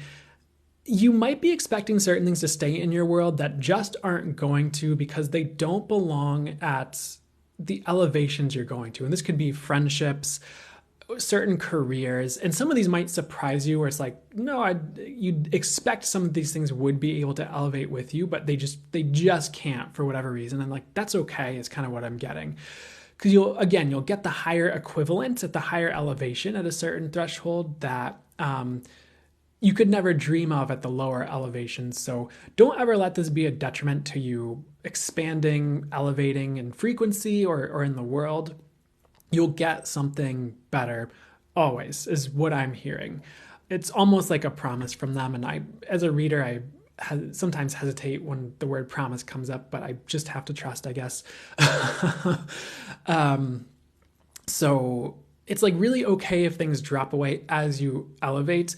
What I'm hearing is they're like, you would rather elevate. Like if you knew all the different details and things that, you know, it all entailed, you would rather elevate. So keep doing those things that have you elevate, keep going on that path here. A little bit more specifically with airheads here. They're showing you having your ego deflated. It might not even be like you're someone who needs that. You know, you might have already done a lot of work on this, or you're in a pretty good place, depending on who you are, of course. Like some of you are in vastly different places with this, or maybe not vastly, but different enough. And it's about just the right amount of ego deflation. And it's not about having to go through something horrific that like tanks your ego. It could be subtle realizations over time, certain things you're learning or divine realizations you're getting, or you're listening to different things and you just pick up these realizations, or maybe even energies from these people that help to perfectly deflate your ego. This is a good thing because it's like gradually getting to where you exactly need to be, even to like prosper and to like have success and be someone who's a leader without ego in a way. And there's different theories I've heard, there's different takes I've heard on ego, and sometimes it gets confusing or hasn't. Sometimes it gets confusing to some people, maybe because of the different takes and definitions people have of ego, and the ways that the word ego might be used to bludgeon others in certain spiritual communities or groups. Like, you're coming from ego, bam, you are so ego, bam. I don't know. But what I mean is, you're going to be coming from the perfect place, like the perfect mixture of like spirit and ego, if you want to use that, or the perfect mixture of intuition and the right amount of self-preservation in some ways. Because some theories say you don't want to get rid of the ego entirely, and that bad, because ego is what just like the right amount needs to be there for the human for some reason. Other people are like, ego bad forever. So, trust your own intuition on it. And if you have a path that works for you, stick with it. Or an understanding that's working for you right now. Be open to the universe showing you things that are helpful for you. But that's what I'm hearing for you right now, is like just the right amount of ego deflation to help you to prosper is what I'm hearing, which is interesting, but maybe it'll make sense in your world. It should. It's the point of the reading, but we'll see. Next message here. We're not done with the airheads here. So really what they're showing with this airheads balloon head is like, it's being deflated of things that don't belong. This is going to sound a little bit standard maybe. It's being inflated. It's like then there's this dragon like breathing fire into it, or like really good things actually, because there's like music, there's positive fire, there's beneficial energies, and there's hopes and dreams and like success. Like, it's like this dragon's inflating this balloon back up with like what you need and like really good things. So if things are leaving your life or kind of deflating out of your life in some way, it's going to be refilled really quickly with the best replacement, is what I'm getting. And that's like kind of what you need right now as you go higher, is like that deflation of what doesn't serve and that inflation of the things that are right for you. And I don't think that's meant to be a commentary on the economy or anything like that. So let's move on here to the next thing. They're focusing on the dragon in this visual now, though, that was inflating the balloon. This dragon is showing up as a caretaker over your life and kind of like a divine protector. And we all have these guardians sometimes, and they can take different shapes or forms to us. At the risk of getting into things in a way that may or may not make sense or clash with your understanding of things. And I'm just take it as it resonates here. Like, this could take the form of like guardian angels or passed on loved ones or ancestors watching over us, the angels, dragons, gargoyles. And yes, all these things can exist. I'm not saying it's all the same thing taking different forms. At the end of the day, for me, source is everything, but that turns into a very strange, sometimes seemingly paradoxical discussion that is very hard to nail down sometimes. So, go with the understanding that works best. But regarding this like guardian or caretaker that's showing up for you in the form of this dragon here, it's like you're very firmly guided, you're very firmly watched over, your path is very firmly directed right now and in the future is what I'd say. As long as you also desire that and are on board with that, most of you really signed up for that, or you got to a place where that's just happening because of your spiritual evolution and the place you got to. But I feel like this guardianship for the highest good is getting stronger. So you're going to notice stronger divine protection over you, over your life, over your path, over your journey.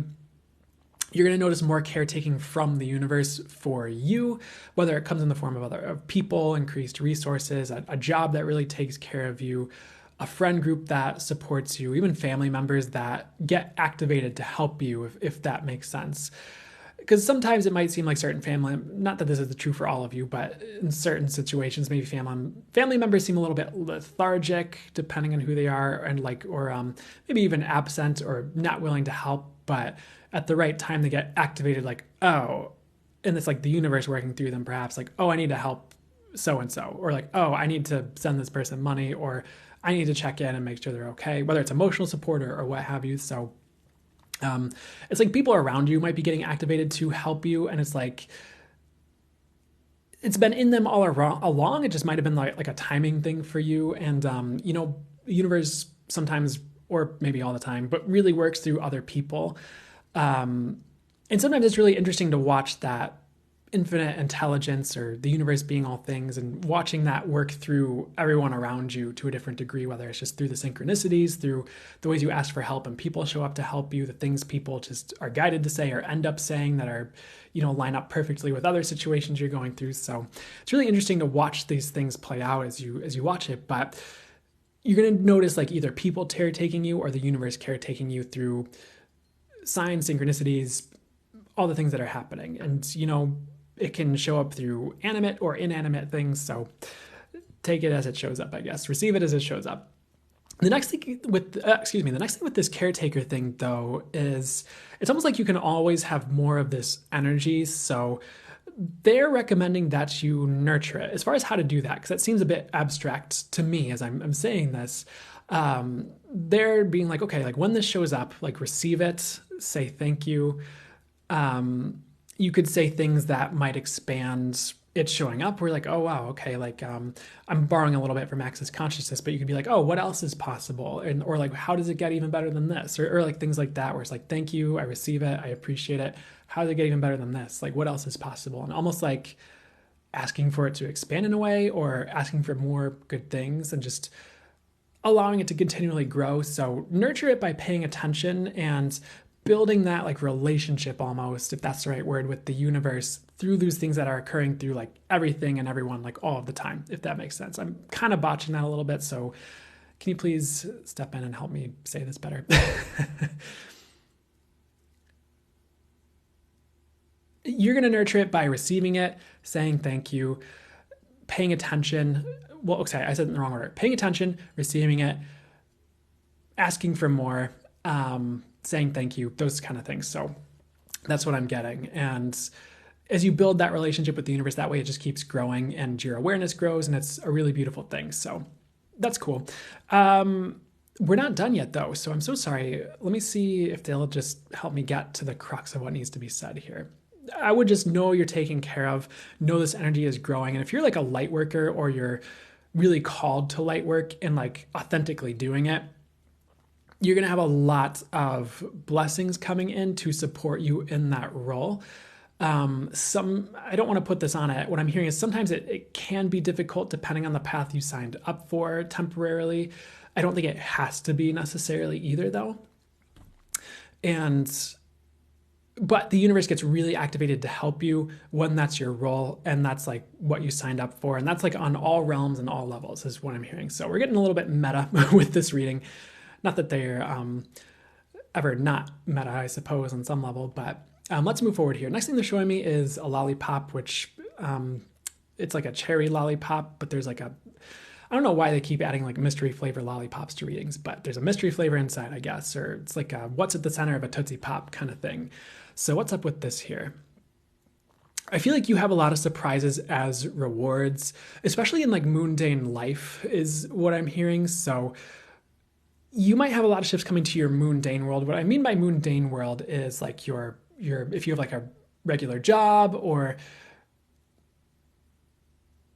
the way I can say this is like sometimes there's like spiritual and like dragons flying around and like angels and channeling and synchronicity and magic, like woo, and then there's also like your normal world. I don't feel like that's totally true though, because it's like they are very intertwined. It is all one at the end of the day. So like that can very much be so interwoven and overlapped with the mundane that the mundane's not really mundane, if that makes sense. At the same token, like I'm just using this to describe an aspect of your life that's going to have changes, like if just sitting in the kitchen or just doing what you do, like folding laundry and the physical things you have to do to caretake your life in a way, if that makes sense. There's like a lot of surprises for you there, like in relationships and in the physical, and like pleasant surprises, positive shifts, positive omens. And the universe is really trying to reach you there and like reward you for all your work in the etheric is what I'm hearing. For those of you who, I think it's like all of you though, on some level, like who've done like a lot of work up in the mystical realms or for the earth in other ways than just like, not that this doesn't matter and isn't important, because I feel like the people who do oil changes and mechanics work are very helpful and just as important on some level as the people who do big spiritual work, because it all helps it all exist in a way. I'm not saying this well, so sorry. How does it get any better than this, universe? What I'm trying to say is, though, I'm making this way more complicated than I need to. You have positive surprises coming in your physical mundane world to shake things up and move things in positive directions, and as rewards for your work so far here. They're kind of done, actually. There's like one more message here, and it's about being like up in the air and like waiting for things to land. This is a weird message. Certain things might not land. You might just have a new kind of world for yourself show up. So I don't know how to describe this, but some of you are like waiting for things to like make sense again. And it's not like they won't make sense ever again in your life, but it's like, instead of that happening in the ways you're used to, or in like the concrete ways you're used to, you kind of just like get a new world to venture into instead, and everything makes sense there. So what in the world am I talking about? Let me ask them for clarification. It's like, maybe an example would be like someone who loses a job and they're waiting for all the pieces to get picked up, and they're waiting to understand like why this happened, and like maybe they're trying to go to a reader or a psychic, and they're this is what's happening, this is but it's almost just like something new entirely birthed for them that they step into, and it's almost like completely unrelated. And like perhaps like this couldn't have shown up if this didn't happen. So maybe that's your like reason why, or something like that. But maybe it just seems like there's still loose ends from like certain things that happen, but it almost like doesn't matter because of the new things that start to show up for you and like the world you venture into, which for that person might be like a new role or a business they start, or a new relationship that shows up, and then a new job comes, down the line at the right time, or maybe right away as well. So I feel like I'm describing this poorly. Maybe I'm not, but I feel like I'm not saying this in a way that's going to make sense, but maybe it'll make sense as it plays out, or maybe you're getting the intuition that's making it makes sense to you as I'm saying it. So they need to end it. So I hope that helps, resonated, do whatever was for your highest good. P.S. is what they're saying next, and they're showing me a giraffe. And you're also just picking up on so much more of like the world and like other people than you realize. So if you start to feel overwhelmed or overburdened with like anxiety or emotions, maybe take like a short break from like people, really clear your energies, really like get in your own space and like do something you enjoy for an hour, or get outside, probably away from people, and kind of regroup. And like that will help to recenter your energy so you can go out into the world again and do what you're here to do. But it's important to enact self-care around energy sensitivity, is what I'm hearing for you guys right now, for those of you who are feeling extra sensitive, because you're just going to be potentially picking up on more, and having that self-care in place is just going to help you navigate the world. And sometimes we feel tempted to like navigate our life how we used to, like as a kid or before our sensitivity ramped up. And some of you maybe you're like, I've been sensitive my whole life. But for others of you who like lived a life and then like your second, or maybe it feels like you've lived multiple lives in one, and now you're awakened and sensitive and energy sensitive. Like it's tempting to be like just trying to go back to the way we lived before and be like, oh, I used to have no problems with this, what gives? And it's like sometimes you just can't, and you just need new things to show up. And sometimes we just have more grace from the universe on that than others, where it's like, yeah, we need to venture into it and we're fine, we're taken care of. Other times we're not supposed to, so it kind of grates on our energies a bit more than it normally would, if we're just not supposed to go back to it. So again, I'm not saying this well. I feel like you understand, though. Just take care of yourself regarding energy sensitivity, and clear your energies. You'll be fine. Take breaks for yourself. Don't overdo it. You're not who you used to be, is what I'm hearing. So, and also, last second message, obstacles are being removed. So forward movement is key. You're going to be called forward. You're going to know what to do. Don't worry about that.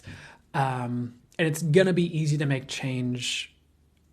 For those of you who realize you need to make a change, whether it's Mercury retrograde or not, it almost doesn't matter.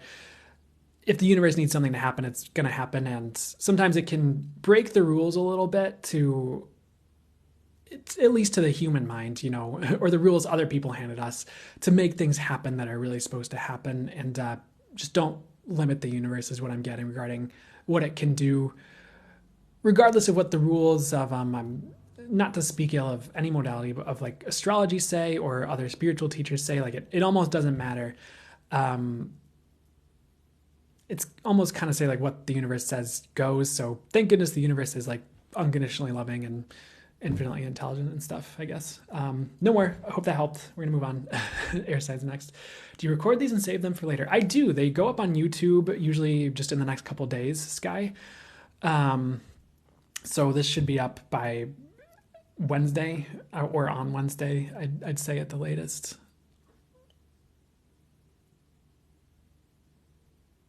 Yeah, something like that, Jessica Johnston. That sounds perfect. What you said there in the comment.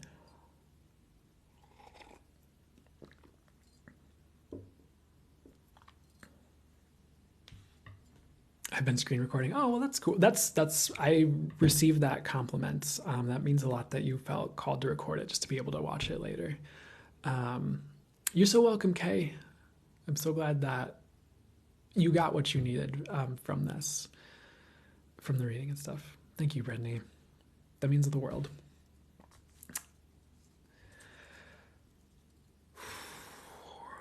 Yeah, totally. The only time that I don't repost these is if TikTok glitches out, and because there are times where I'll go to like download the live to repost it on YouTube, and it's like, we're sorry, there was an error, with saving your live, and then it's usually I just trust that there's a reason that happened. It just wasn't supposed to be up on YouTube for whatever reason. So,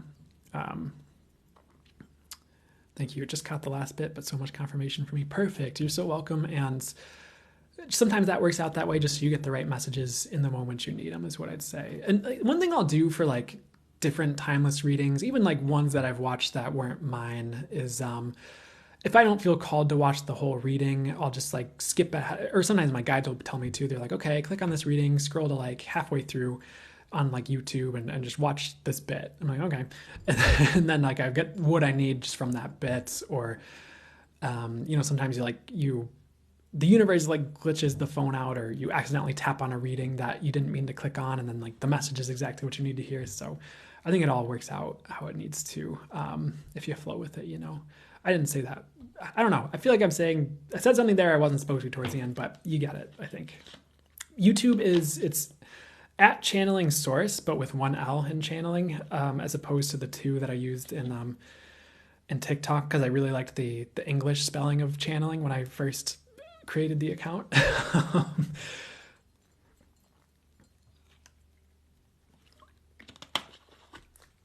You can also find it in my TikTok bio. There's should either a link in bio, or I think there's like a social media icon for like Instagram or something on my TikTok bio. And if you click on it, it shows both my Instagram and YouTube there that you can find that way.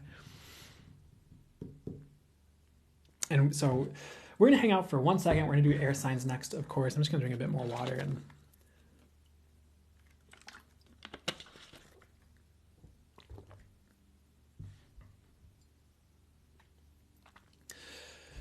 I'm going to take 1 second just to take a quick break between the readings here.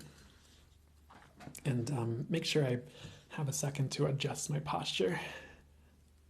Oof. I remember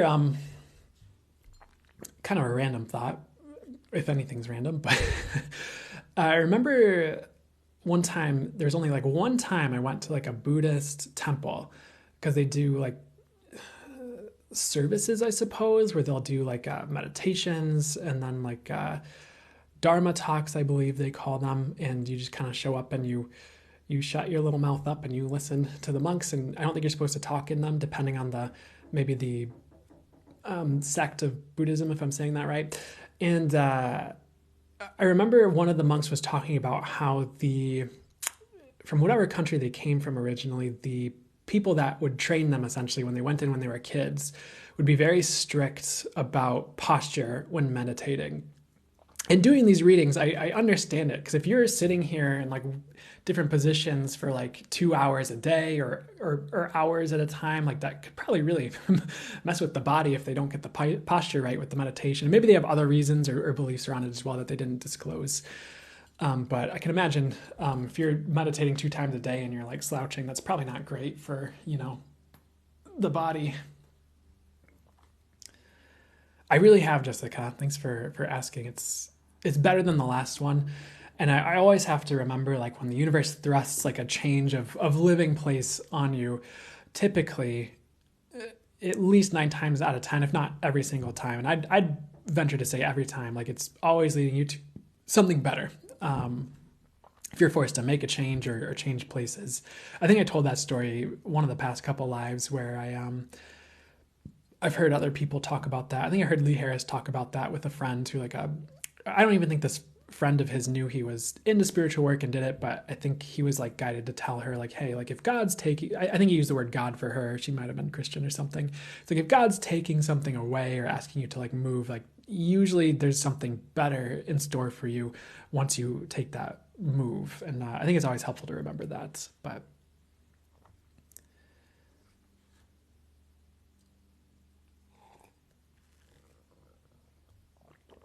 oh wait, we're actually starting air soon, so I guess we're not hanging out as long between readings. So if you have an air sign, anything else before we start here? I'm gonna drink a little bit more water.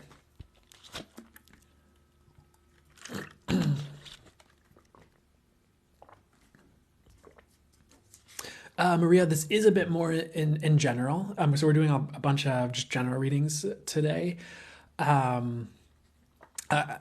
I'll, at the risk of people asking for a bunch of readings, I'll sometimes do like answer a personal question when I'm guided to, if it's like something my guide would like to say really quickly to that person, or it's for the highest good, or also especially if they're like questions that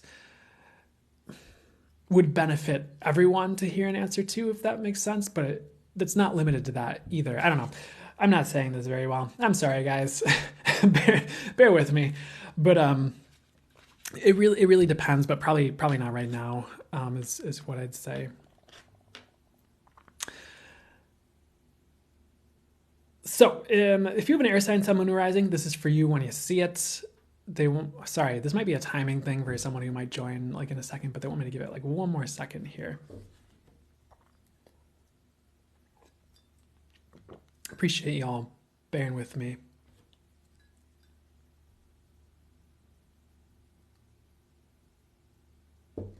So, air sign, sun, moon, or rising. If you have an air sign, sun, moon, or rising, these are going to be channel messages for you when you see them. We're just going to be flowing with the channel messages that come through for you. And thanks for the hat there, Christy. I appreciate it. So first thing coming through for you, as they do, sometimes they get a little bit punny. They don't want me to say this, but I was going to say they get a little bit punny with the signs a little bit, because there was a tornado with the air signs, which is like, haha. Well, I don't know if tornadoes are funny, but with the tornado showing up here, one of the messages they're giving me with the tornado is destruction. And the collective reading said something similar, but not all of you were here for the collective reading, but it's like destruction is like opening a way for you, because this tornado is like plowing through like a neighborhood, but it's actually removing all the things that were in your way. And it kind of like opens the straight path to your destiny or to a place you're meant to go. So it's interesting. It's like destruction in your life is leading the way to the things you need, to the right people. And it might not seem like that. It reminds me of the concept of creative destruction, which could be a slightly controversial topic when you look back at history. Because one of the podcasts I used to listen to, okay, what would be best for me to say here? It was like Dan Carlin's like Hardcore History. And I don't know if I could stomach it as well now with my energy sensitivity, but before, not that I wasn't sensitive before, but now that I'm like really ramped up with it, I think I'd have a tough time with some of the topics and things he'd talk about. But one of the controversial topics in like the Mongol history, for example, is how like the Mongols like really swept through and like wiped out like so many like cultures, kingdoms and things like that. But it also like opened the way for a lot of like prosperity, inventions, and like creation that wouldn't have existed if the Mongols hadn't like brutally swept through like almost an entire continent, if I'm not mistaken, or multiple continents. But not that that's an excuse for brutally taking over lands and kingdoms, but it's really not like that. But it's the concept of like creative destruction is more what they're trying to get to, where it's like this destruction could be like leading to the creation of the best things yet. Or maybe forest fires are a better example, where like the forest burns down, but it grows back 10 times stronger and better than ever, which is another example I've heard from someone before. So don't think of destruction as a bad thing automatically. Depending on what is happening, it can suck in the moments. Like if it's, especially if it's like a breakup, or it's like, again, like losing a job or just losing something. Or if you're not in those periods where that's something that would be happening for you, it could be something smaller or just difference in life, of course. But I feel like it's creating something beautiful in like your next steps, or just new experiences for you that will be grand. So next thing they're showing me is a chessboard, and they're showing that like trope, or where like someone's sitting at a chessboard and then like they're losing, so they're like, oh, look over there, and then like switch like in a cartoon, they switch the chessboard around, and then they're winning and in the favorable position, and things like that. As far as like what the message is for you on this one here, it's a weird message where some of you felt like you were winning in the past, or maybe you feel like you're winning now, and it's like things almost like switched up on you to where you felt like you weren't winning. But what I get is you actually still are winning, or are still in a favorable position, even if it doesn't seem like it. So let me explain for a second here.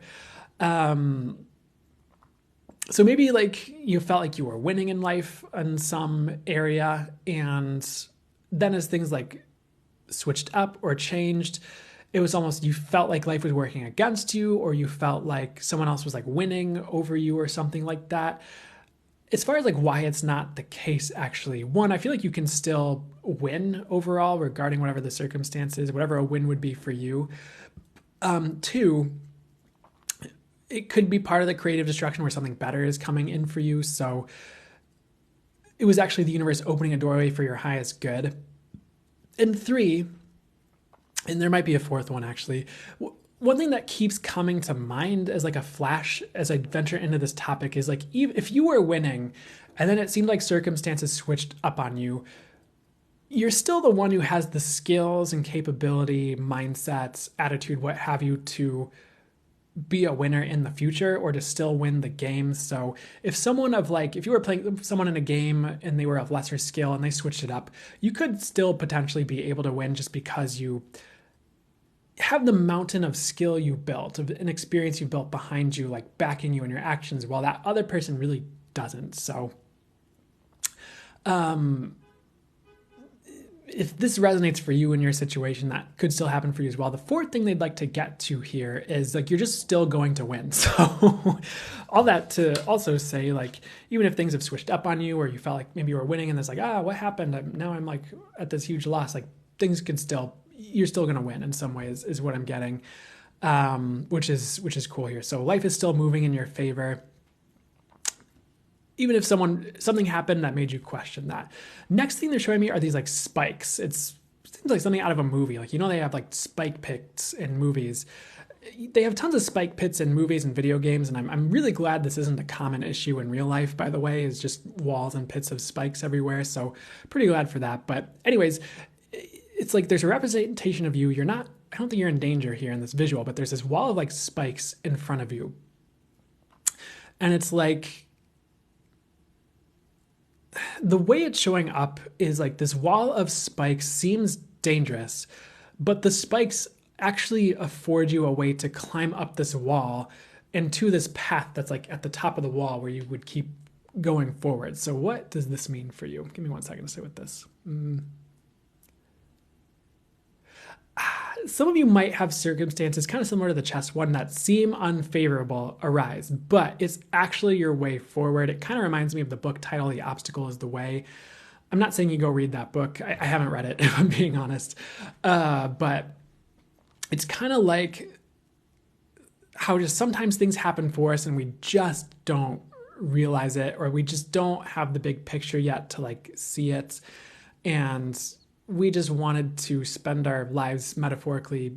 The example that's showing up for me is someone who just wants to sit in a casino and like gamble, and they just want to like spend the rest of their day, it's like gambling away at a casino or doing something they enjoy. And then it's like the casino shuts down and they're like, that would be their wall of spikes. And they're like, no, what am I going to do to enjoy myself? But then all of a sudden, like they remember this dream they had of being an artist or a sculptor, or they remember this, they've gained this appreciation for art somehow, and all of a sudden they have this new trajectory open up that's so much more beautiful than just mindlessly playing penny slots at the arcade or something like that, or at this gambling casino that they were fettering their days away at, which might have been fine, but it wasn't fulfilling for them. And maybe it would have, maybe there's something about it that would have harmed their health and they would have died earlier if they hadn't switched over to, this new thing that showed up for them. So it seemed like a wall of spikes when the casino shut down, but it was actually their way forward to something much better, if that makes more sense as a message there. Next thing they're showing me, dragons loving to show up today, but there's like it's this blue dragon. They're really talking about the dragon's scales on its body here. This dragon in this visual, it also reminds me of, it's not Smaug, it's not evil, but it reminds me, they're showing like how Smaug from The Hobbit had like those jewels like encrusted on its like belly, I think to like protect it or something like that. I could be wrong about that. But it kind of has something similar going on where it has this like golden and like jewel laden like armor or something like on its bottom and all this stuff. So let me see what it's like protected, but let me see what's up with this dragon before I get too far ahead of myself here. So it's kind of similar to one of the last readings I did about like guardianship, where it's like you have a lot of guardianship in your life right now. For some of you, it's actually so that you can enjoy your life. Because like sometimes we go through some people, hopefully not everybody goes through, but people go through certain things that are a bit more difficult. And it's like more difficult to enjoy their lives or certain like periods of their lives. But it's, if you don't feel like it's happening right now, it could be coming in for you instead. But you almost have this guardianship coming in that's going to like hold space for you to like enjoy your life and like maybe be in a better mental health space if you're struggling with anything there, potentially.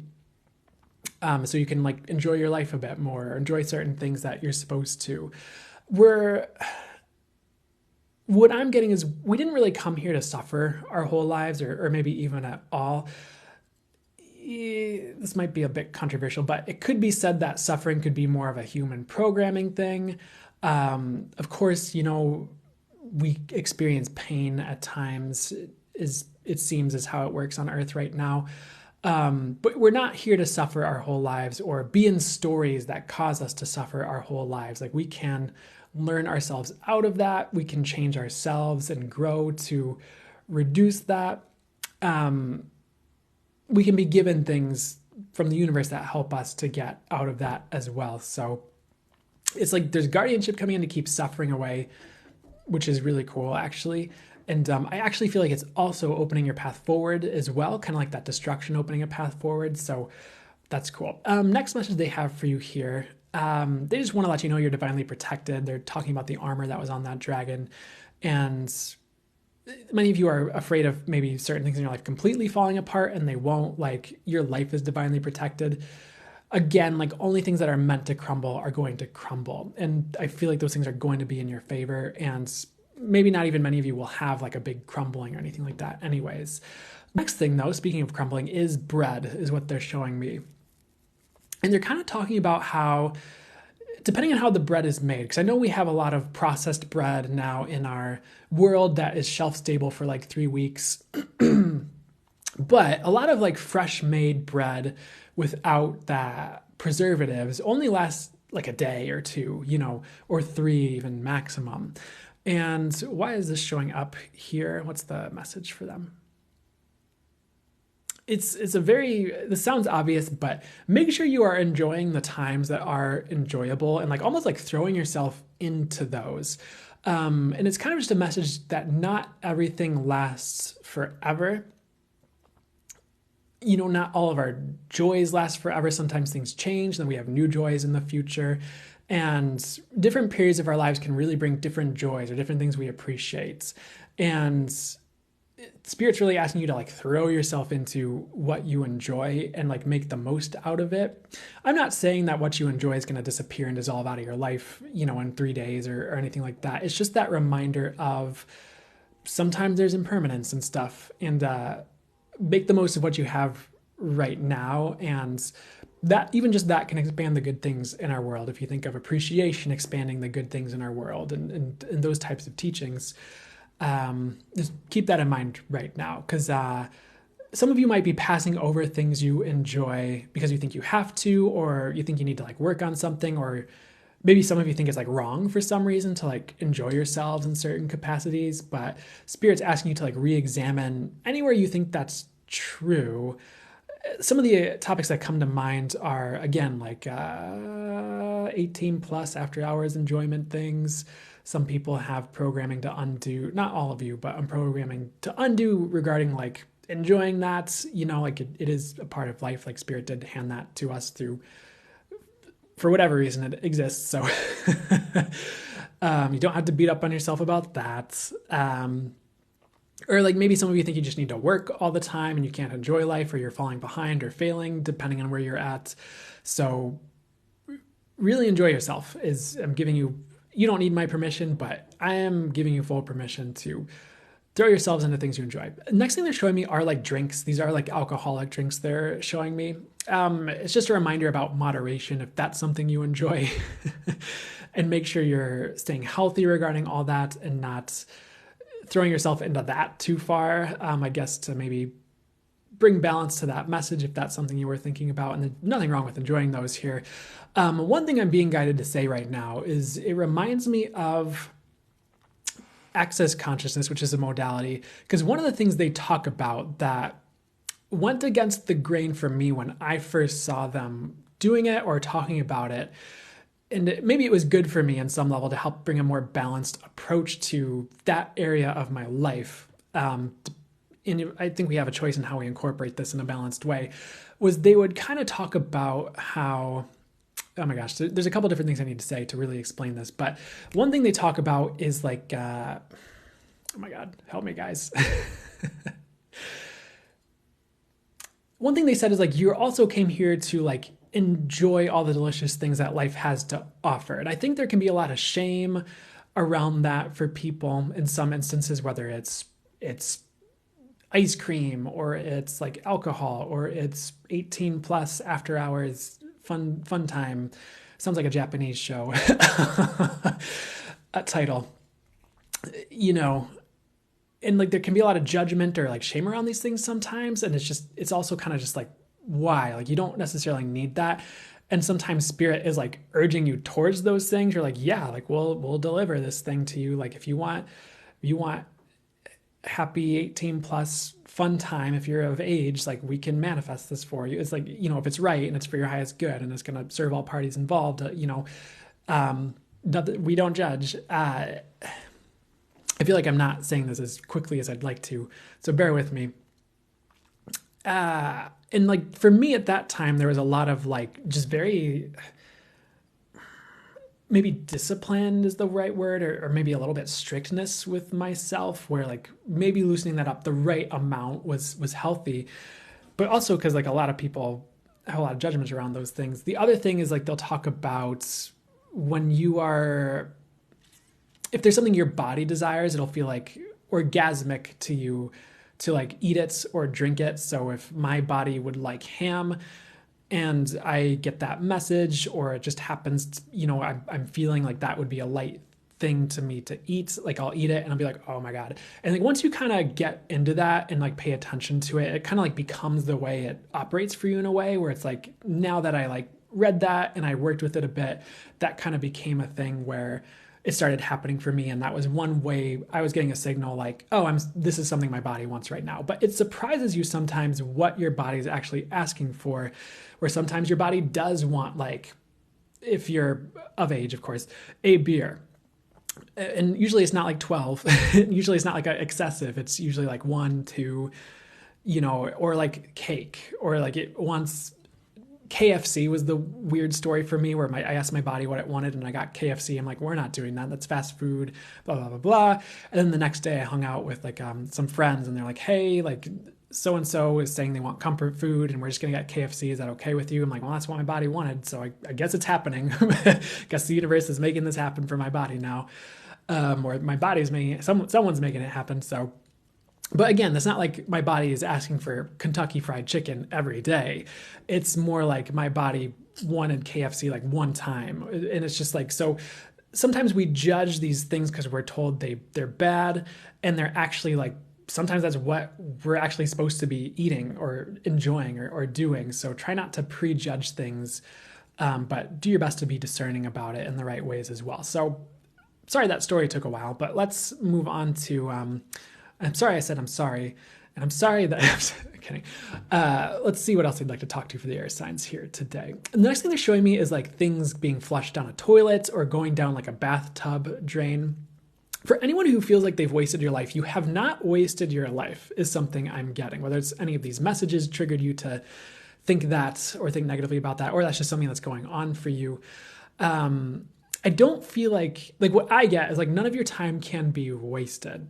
Like the example that's popping into my head is one time I got really into like the self-help, like success kind of thing. And those things can be very helpful and positive and great. And sometimes they can get unhealthy as well, but they don't want me to delve into that as much. But I was getting into that. And so like one thing that came up would be like, people would be like, they always talk about like, oh, when you're like playing video games, it's such a waste of time. Like should be like, it's like the grind set thing. Like we should be working on our business. Da, da, da, da, da, da, da.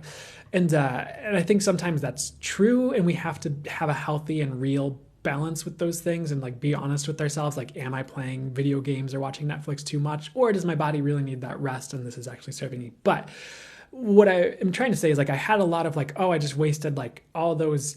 And it's funny because I was like a teenager. I'm like, I wasted all my childhood years playing video games instead of grinding, which is ridiculous in hindsight a little bit.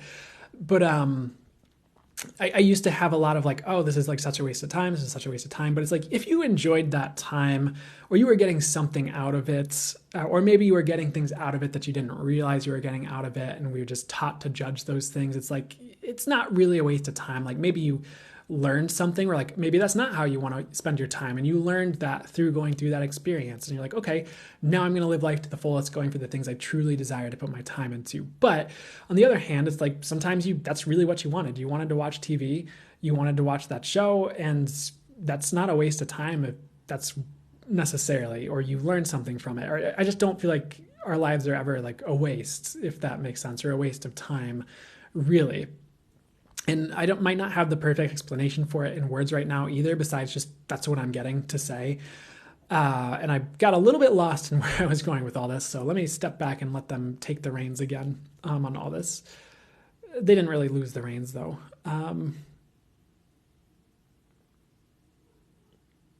What they're really getting at is, please don't judge yourselves. Don't like judge your lives. Don't judge like enjoying things. Because sometimes there are just reasons we're doing things on like a metaphysical level or a higher level that we don't have quite the rational human explanation for in the moment until we zoom out and channel on it or get intuitive messages on it. And they're actually fine, even if people want us to judge the heck out of ourselves because they want us to buy their marketing course and grind set YouTube channel subscription or something. I don't know. Anyway, not that everyone's out to get us in that way either, but you understand. So I'm sorry. What's the next thing we need to get to here, guys? Hopefully that is all helpful and resonating and giving you some food for thought at the very least to be helpful for you. The next thing they have for you is a message, which is awesome, is that things are getting brighter. So it could just be in your day to day, like you're just noticing more light and just being at a higher frequency. One thing this is reminding me of is just, I think it's been like the past couple weeks. I'm not sure exactly what made it happen, and I could check in on that maybe. I think part of it has been, it doesn't matter. I just noticed in my day to days, I would be more like, it just seemed like I was at that higher dimensional frequency, I guess is the way some people would put it, or like just things seemed much more vibrant and peaceful and more in joy, and I had more appreciation for things. I was more either in my body for things or just like was really relishing the experience, like as I was, I want to say present, but I'm not sure if that's the right word for things. It was just kind of like at this higher vibration, just in the day to day. And it would just be like going on walks where we're just like amazing. I'm like, oh my gosh, this is beautiful. And I feel amazing. Or just like sitting outside and like listening to a podcast was just like, oh man, this is just great. Just with the sunshine on my skin. And just sometimes things just get like brighter for us, like vibrationally, where just like everything's just kind of like up leveled or just better or like brighter, or there's more lights. And something like that is happening either in a specific area for you that even you've maybe even been dreading. It just kind of gets lighter and freer, or just for your life in general. And like your experience is upgrading in that way. And sometimes like our senses are upgraded, like maybe spiritually, where we're picking up on more lights, or we're more here for our experience on earth. And I just feel like things are brightening up where things are just a better experience for you overall, even if it's just like a layer of it that seems to appear in your reality over everything in a way, or it's just part of the experience that shows up, which is beautiful. Next thing they're showing me is rain and like a rain cloud. So it's kind of about sadness, and like there's heaviness with it. There's a depression, the word is showing up as well. I do feel like a lot of heaviness is lifting, which might be part of the brightening up message as well. If you've gone through a lot of heaviness, there is a brighter time ahead, whether it's been short-lived or a long term, or if things got heavy a certain while back and you just never quite felt like they got to the level of lightness you would have liked to seen again, like the opportunity for that to show up is going to show up, whether it's through a practice or it just does. So let me sit with that for a second longer here.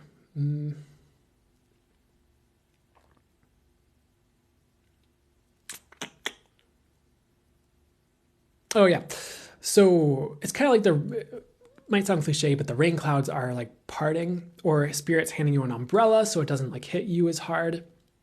And there are going to be a lot of realizations about heavy experiences that start to clear it up for you, clear any brain fog you might have, even regarding past traumas, is what I'm hearing for some of you, maybe not all of you. Clearing the way like your perspective is on those things, so it's not like adding to the heaviness, through our stories, or like the story we're telling ourselves after certain things have happened. So a lot of a lightening up there as well, and burdens and heaviness like that lifting in the future time period here. You don't like deserve heaviness for all time or anything like that. So I just feel like that's going to be lifting, which is great. We're kind of at the end of the reading now. There's another dragon showing up. We're in Dragon City right now, I guess, or something. There's also, someone mentioned something about dinosaurs and dragons earlier, which is funny now, because there's also like a stegosaurus showing up who also has like this like Roman like helmet on, like Roman soldier helmet on or something. So let me sit with this for a second. Like, what's going on here?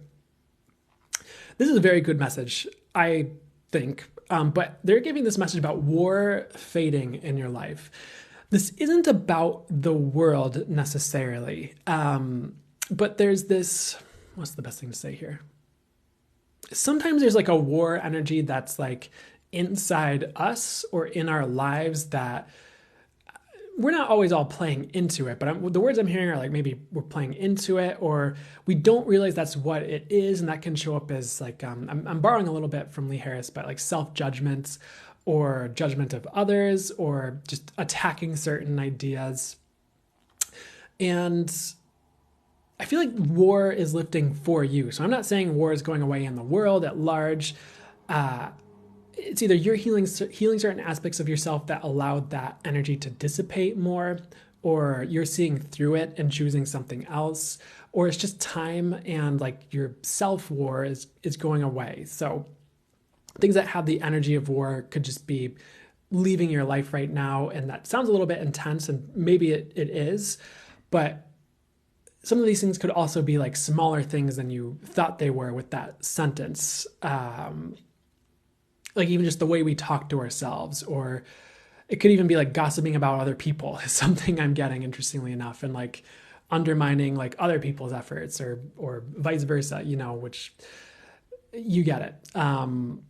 The other cool message with this is that there's a lot of self-sabotage leaving you guys, like you're working through that. So I don't be like too afraid of that. Just like recognize it when it comes up and work through it, and you're going to be golden.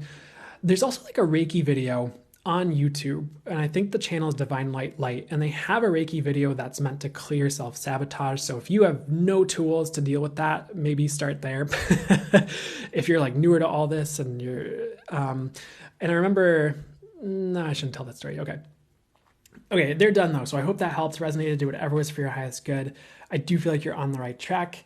A lot is like clearing for you. So I do feel like happier times are ahead, regardless of how big or small you feel like the any of the rain clouds or anything have been. And yeah.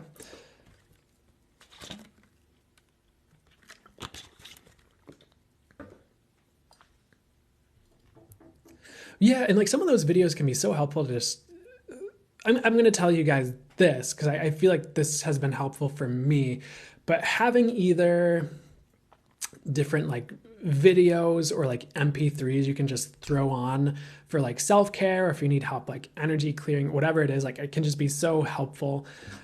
So I always like to have those at hand when I feel like I'm having a rough day or a rough time, or I need like some me time to like really collect, is like just some videos I can throw on, some MP3s from, people I can throw on, whether they're like channelings from other people or energy healing things or whatever it is. So highly recommend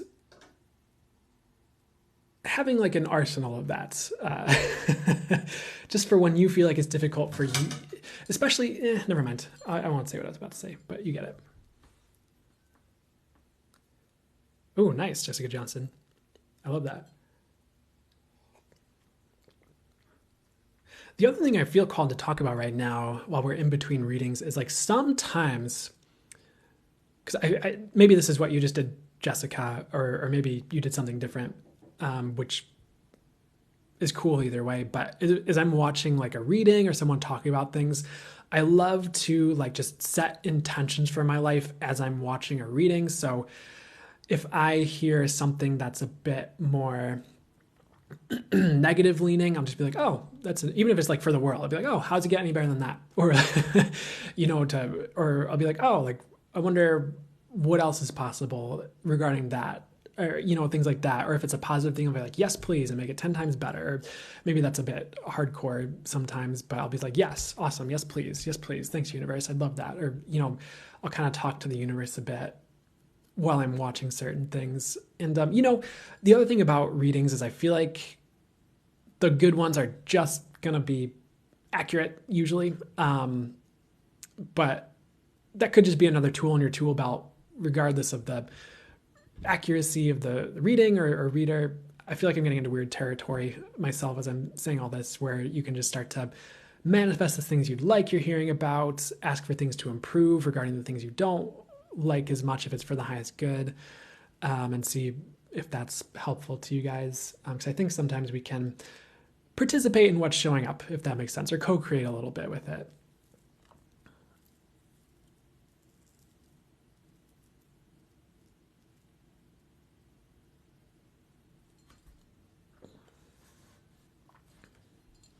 But I hope that helped, guys. YouTube playlist set and ready? Heck yeah.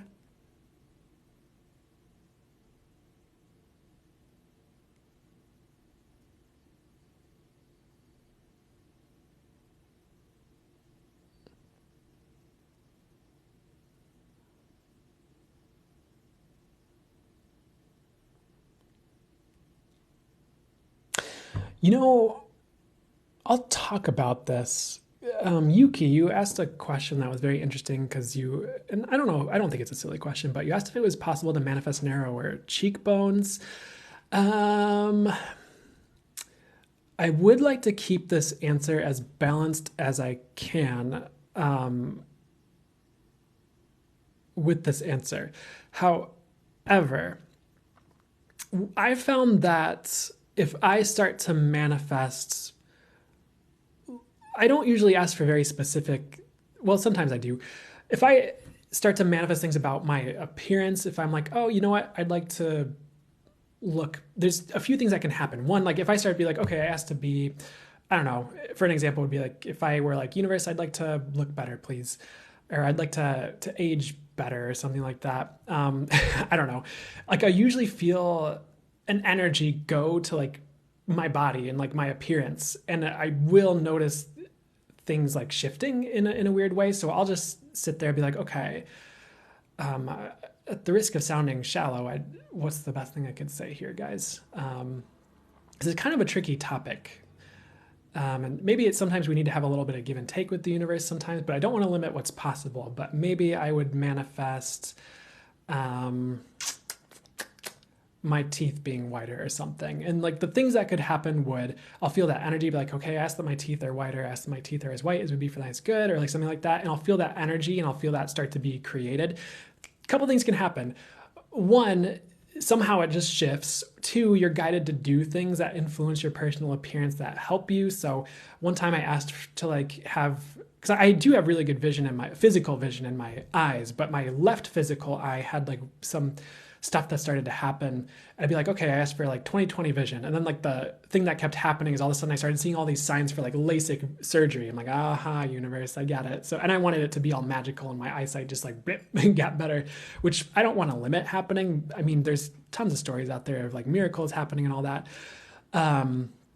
So, I mean, you could try asking for it and just seeing what shows up, or if like something shows up externally to help with your appearance. Like if I'm like, universe, I'd like a full head of hair, maybe my hair starts growing. Maybe I'm guided to shampoo and conditioner sets that help with hair growth. Maybe I'm guided to hair surgery or whatever somewhere. Like it could show up all those different ways. But so it's something you can do.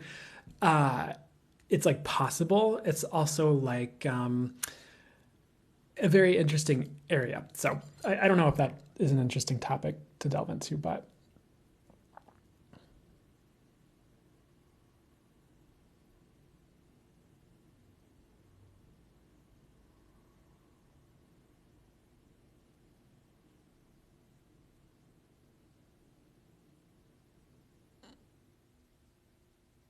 so thanks guys. Hope that helped.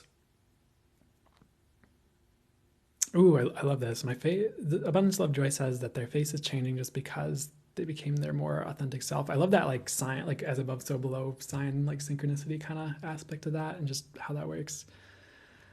So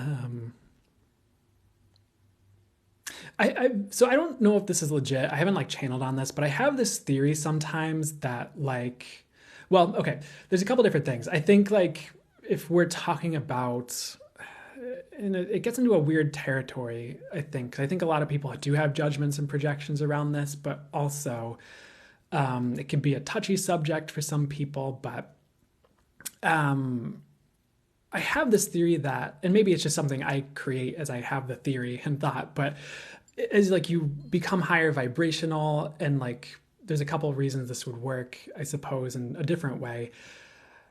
Oh my gosh, what am I trying to spit out of my mouth here? Is you become like higher vibrational and you have like pure intentions, and like you're setting pure intentions and like working towards that and working on yourself. Like that can, of course, energetically make you more attractive to people because you're becoming more light and more of a light, and you're embodying your soul more, and you're becoming who you're authentically meant to be, and like raising your vibration. That can, like, the energies alone can be attractive to people. But I also like I just noticed like, okay, here's why I have this theory. And maybe it was just a sign or synchronicity from me from the universe, but I noticed like people who would do like any type of negative spell work, and they would admit that to me, they all had similar facial features. Like they all looked similar in some way. And it wasn't, at the risk of sounding judgmental, it just wasn't pretty. I'm sorry, guys.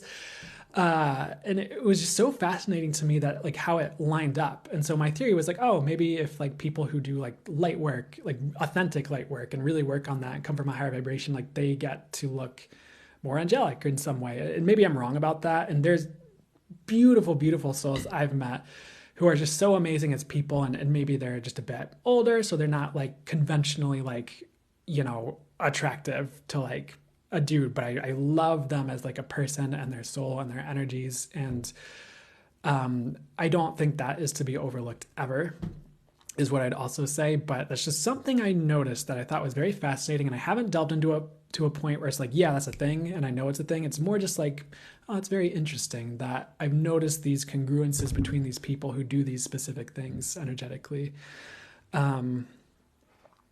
Chinese face reading. I knew one person who was familiar with that, and what they said to me, the one thing they said to me was very interesting and accurate.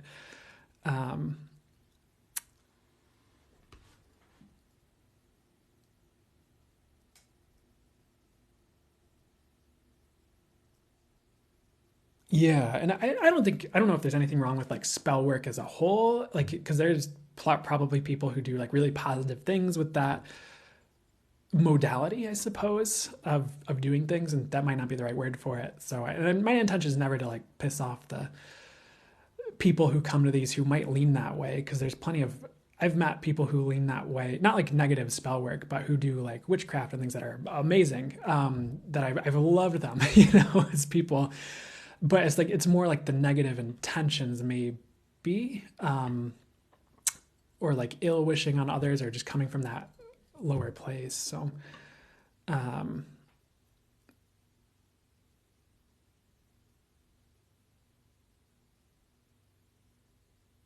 maybe there's other things to it as well. But yeah, I just thought it was interesting.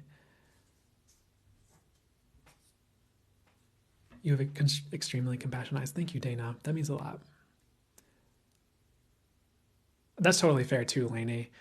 I think sometimes what I just heard really quickly was like some of those things, like books to learn how to do types of readings, can really be pathways or gateways to getting to that intuitive place where you just like know, or it's like another tool to access your intuition and like read others. Not that there isn't something to it in the first place, of course, but. Oh, wow. There's some saying like after 50 years, you have the face you deserve.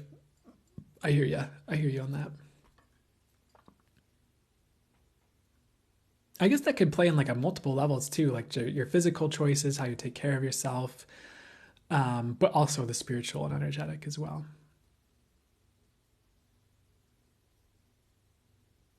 But again, I think there's a lot of people I don't want to talk badly about as well, of all like ages, shapes, and sizes. So.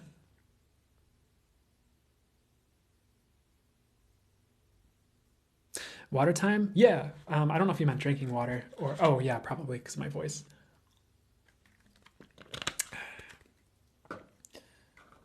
I think I need like 50 ounces of water when I do these.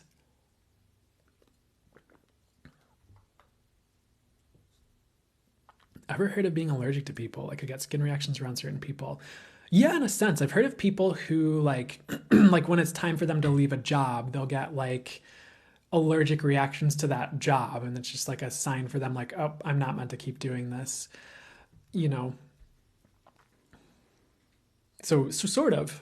Thank you. Thank you, Divinely Protected, for that.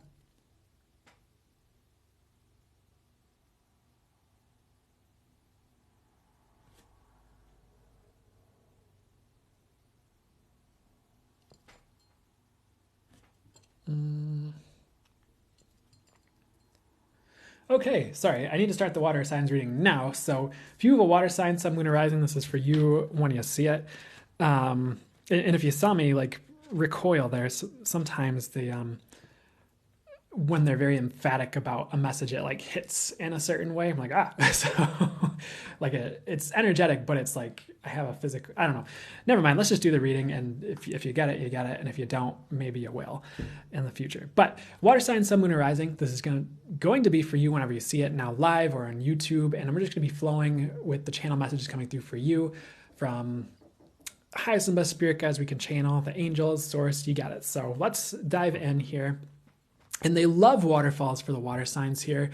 This one's a little bit different because it's about a secret passageway. If you know, behind this waterfall, if you were to walk through it, or there's like a rock that juts out and like parts ways for the waterfall for someone to walk through it. And there's like treasure and like this treasure chest behind the waterfall. There's ways being open for you that you didn't see coming to lead you to where you're supposed to go, to lead you to treasure, to lead you to what's for you.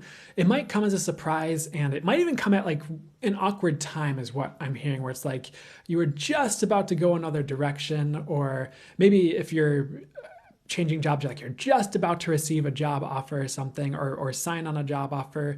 And then it's like all of a sudden this opens up. You're like, I mean, go the way you feel called intuitively. This waterfall seems very enticing is what I would say. And sorry, I just had to sit with something that was popping up really quickly. And I really apologize. Like, I've rewatched these lives sometimes and like something like pops up and I need to like sit with it for a second. Sometimes I close my eyes to like kind of sit with it or deal with it. And then like the whites of my eyes shows and it looks really weird. So hopefully that didn't happen. And if it did, I'm fine. It's just a weird thing that I'm trying not to do anymore. But this waterfall seems really enticing and like seems like the direction to go, but do what your gut's telling you to do. You're going to go the right direction regarding any crossroads, any forks in the roads that appear, or like sudden changes that present themselves as opportunities.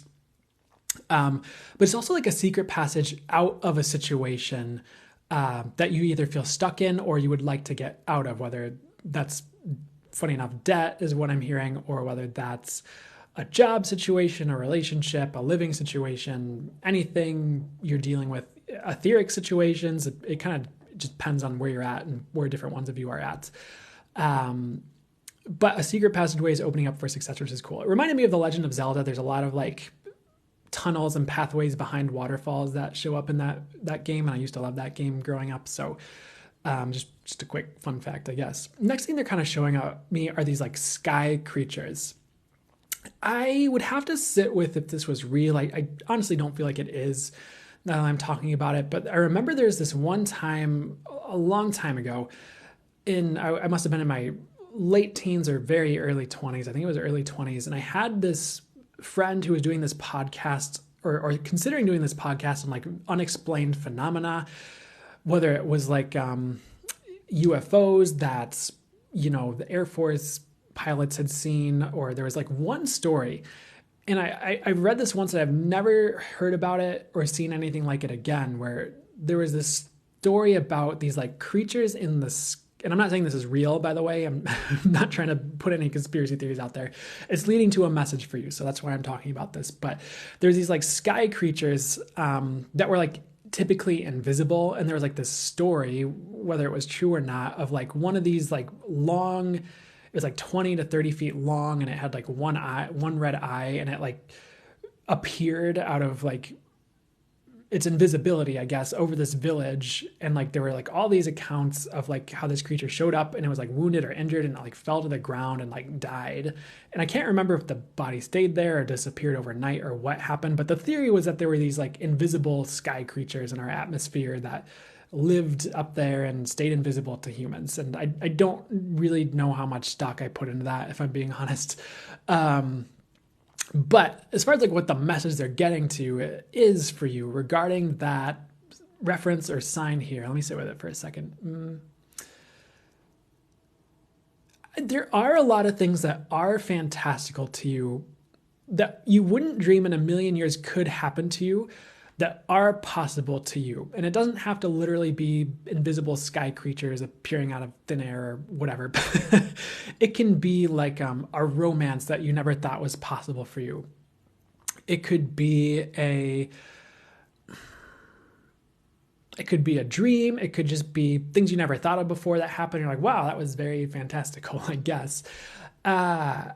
But there's like just so much that's possible for you, and like you just don't even think about it. And some of you might feel like you have a one-track mind where it's like, oh, I'd like to be successful with, it's going to be a ridiculous example, but it could be like doing readings, or that wasn't ridiculous. The ridiculous example was like selling alligator skin, which I don't think I recommend, by the way, or something. And you think like that's the only way for me, but there could be like 12 other options that are like even better. And it might surprise you like how these come in or what shows up. So try not to pigeonhole yourself into one thing right now when there could be 12 amazing possibilities that the universe shows you if you stay open to it. And you can keep going this direction and just stay open to what shows up as possibilities or opportunities or surprise, forks in the road or secret passageways for you.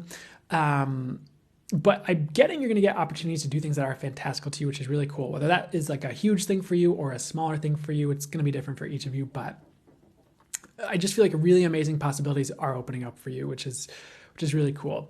Next here, dragons showed up for like every reading today, which is cool by me. But there's this like golden dragon. He's like holding out a scroll, but it's like a contract for you. So I'm very wary of contracts personally, of any variety. But let me sit with this for a second and see like what's going on here. Okay, so actually the message for you is like a new contract coming in for you. I feel like this is in the physical. And by contract, this could be like a living situation, a job. If you think a job is like a contract to work for this company or person for a certain amount of money, right? So that's like a contract. I actually feel like you're happy about this. So if you've been looking for a new opportunity, you do have a new like contract coming in, and this is positive. There's a lot of different symbols in this visual that to me would also lean towards it being positive, like the fact that the dragon is like a golden dragon. And I remember one reader I used to watch a lot in tarot, he talked about how like golden cards meant that the meaning was like positive or was meant to be positive, which could, I don't know, depends on the reader and maybe their angle and how they read potentially, but that's popping in as like a sign that this is positive. There's like a sunrise happening behind this dragon. It's like a new opportunity. We've talked about new opportunities already this reading, but something like a new contract that's like beneficial and like the right move is coming in. So yeah, you could still just cover your bases, look at the details, be as wary as you feel called to be, I suppose, about it. But that's just something that's coming in school. Next message, they're showing me the moon. They're showing me the Moonology like oracle card deck. I don't know if you've ever seen that one, but there's like cards with like different phases of the moon and like different meanings to those different phases of the moons and different like astrology signs that and all this stuff. And it's kind of a cool one. But for some of you, that's like a sign that this reading is for you. I don't usually read with cards anymore. But the other thing is like, it also looked like a moon tarot card kind of thing. So let me say with the moon and see what they'd like to get to for you here. So there are a lot of new things coming to you with the moon. So like new moons, full moons, different moon phases. So pay attention to like maybe new and full moons or different moon phases as landmarks for you of like when certain shifts occur, when certain people come in, when certain like maybe certain contracts enter and exit your life. And I think for whatever reason, I'm getting called to tell you or guided to tell you that to pay attention to the moon cycles and like what's showing up, maybe even with each one or with like the landmark ones, because it's going to be important in some way that you're keeping track of it and working with that energy, especially like big ones, like maybe ones that aren't as frequent or ones that people talk about a lot. And as far as like what does working with that energy mean, it's kind of just like, I don't feel like I have a very descriptive way to say it to you, but paying attention to what those mean, if you get intuitive messages on what it means and like working in those ways, or it could even just be manifesting with the new moon and like reviewing things on the full moon, whether you manifest on new and full or whatever you do. But you'll know what to do, just pay attention to it. Or maybe you want to watch readings on different moon cycles right now or pay attention to the astrology around it. Could be helpful depending on who you are, where you're at, what you pay attention to with all that. But at the risk of I'm just going to move on and see what else I'd like to say here. With like the moon season showing up here, I feel like you're actually heading out of in a different meaning of moon phase, a moon like period of time, perhaps like a tarot card moon, which can be more like confusion, illusion, not knowing what direction to go.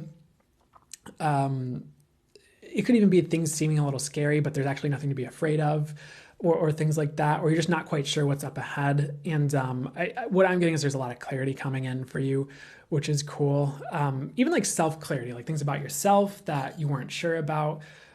Maybe even things about what people have said to you where it's like, oh, I'm realizing now that negative thing that person said wasn't true. They were just projecting, or they were having a bad day or something, or that's just them. Like it has nothing to do with me. Or maybe you're even getting clarity on something you need to work on, with getting clarity on yourself, but it's going to be beneficial for you down the long haul, of course. And I just feel like you're getting clarity on your world and life right now and where you're at, what you need next, etc., which is usually always beneficial, I'd say, or is always beneficial. Next thing with the dragon that was showing up here, we're going back to dragons here. There are like typically purported to be two styles of dragons. I guess there's multiple or more, but there's like the Eastern style, which is like the long skinny boy I'm wearing the shirt with him today. I think I wore this last Sunday too. I swear I washed it, or it was washed somehow. The laundry was ran. And the Western style, which is like has the wings, and he's all big and like rah, like I don't know. But anyways, that was a great impersonation. Let's see why they're even talking about that here. It's really interesting because this is showing up as like two paths ahead of you. Maybe this is different than what we talked about before, but it's almost like they're showing it as like a choice between two dragons, like East or West, like Eastern dragon or Western dragon. It reminds me of like a personality quiz, also kind of like, like you're like, oh, which Harry Potter character are you? Do you like Eastern dragons or Western dragons? Something like that. Or do you like kazoos? I don't know. But what is this? I need to stay with it for a second longer. You have very important choices coming up in your life that might even like dictate your future or have to do with like certain things play out. So really pay attention to your intuition.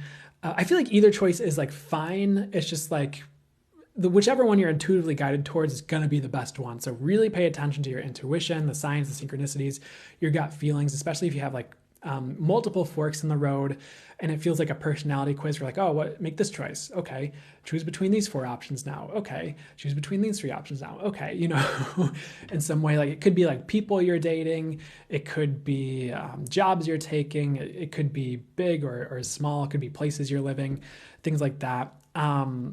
Just go towards the one you're intuitively guided to go towards is what I'd say. And it's almost like it dictates the energies of your next little while in some way. I don't think you need to be afraid of this or these choices that are coming in or any of this. Why is this important to say? Like, I feel like they're all going to be fine. It's just know that your choices do matter, I suppose is the way I'll say it. Like, especially right now. But it's almost like even big and small. So try not to like hyper fixate and freak out about that, but do your best and you'll be fine. Next thing here, actually, the good news is what I'm getting after all that is if you do have multiple forks on the road, you are going to make the right choices. That's what I'm hearing is like you just are. So not to worry. Awesome. Next thing they're showing me is a bowling ball. If you felt like bowled over by life recently, or feel like life has bowled you over, there were just some like lessons in that. So what is up with these lessons in the bowling? I think sometimes we get bowled over when we're on like kind of like the wrong path in some area, or we're moving in the wrong directions and like we think we failed. We think we did something wrong. Maybe we kind of did, but at the same time, it's like maybe that just wasn't the right direction for you if life bowled you over in some area.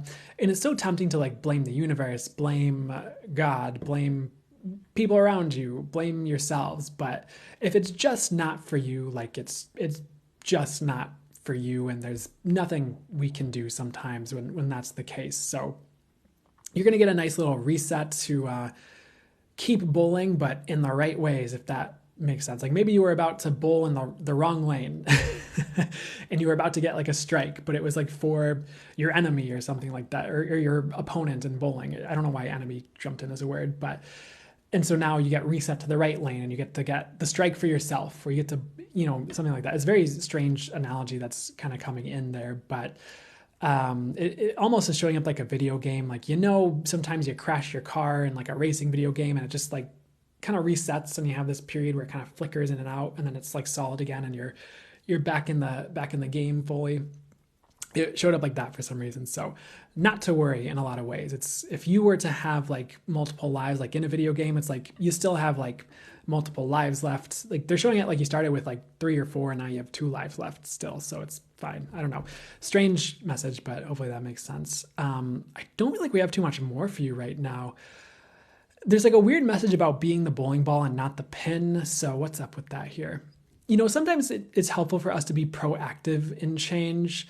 And not wait for the bowling ball to come around and bowl us over. So if you have changes you need to make, like I would really sit with, like, does it feel good for me to do it right now intuitively, and just do it. Especially after Mercury in retrograde, if you're watching this while we're live or soon after I re-upload it. Because again, there's going to be like a lot of choices, and being proactive about it's probably going to be your best bet, as long as you like know what to do and have the clarity. Sure, you can sit with it for a day and make sure you're making the right choice if you need to, but I'm trying not to like wait around to get bowled over, because it might end up being like, if you just wait and you don't get proactive about certain choices or things you need to change, like life might choose for you, and it might still work out, but it might not be the thing you would have chosen, if you'd been more proactive about it. Or it's kind of like losing an opportunity if you wait too long. Like the example that comes to me is like if you're going to date someone and you're like, oh, I really like this person, then you just like sit on it for like a month because you're trying to entertain like 10 people from the past, and then you're just like, oh, I started dating someone else. What? But it's like you didn't text them in like 5 weeks, so it's like, what what were they gonna do? Like so I'm not trying to scare you about anything, but you get the message. Be proactive about things you need to do, changes you need to make, etc. The last message here, I feel like you're going to win, because we're still in this bowling analogy and we're still in bowling land a little bit with this intuitive visual. And you know how sometimes like you're bowling, and usually this is probably more common around like people who are just bowling for fun, but you just kind of like you're not doing well, but then all of a sudden, like in the last frame, like you bust out like 3 strikes and then win it all or something like that. I feel like even if you feel like you're behind or think you're behind, like you're not actually. Like I feel like you're about to pull off a victory in an area where you feel like you're losing or think you're losing, and you're going to pull ahead like either at the last second, or you just have every opportunity to win in your current situations in life, is something I'm getting, that you feel like you're going to lose. Hopefully that makes sense to you.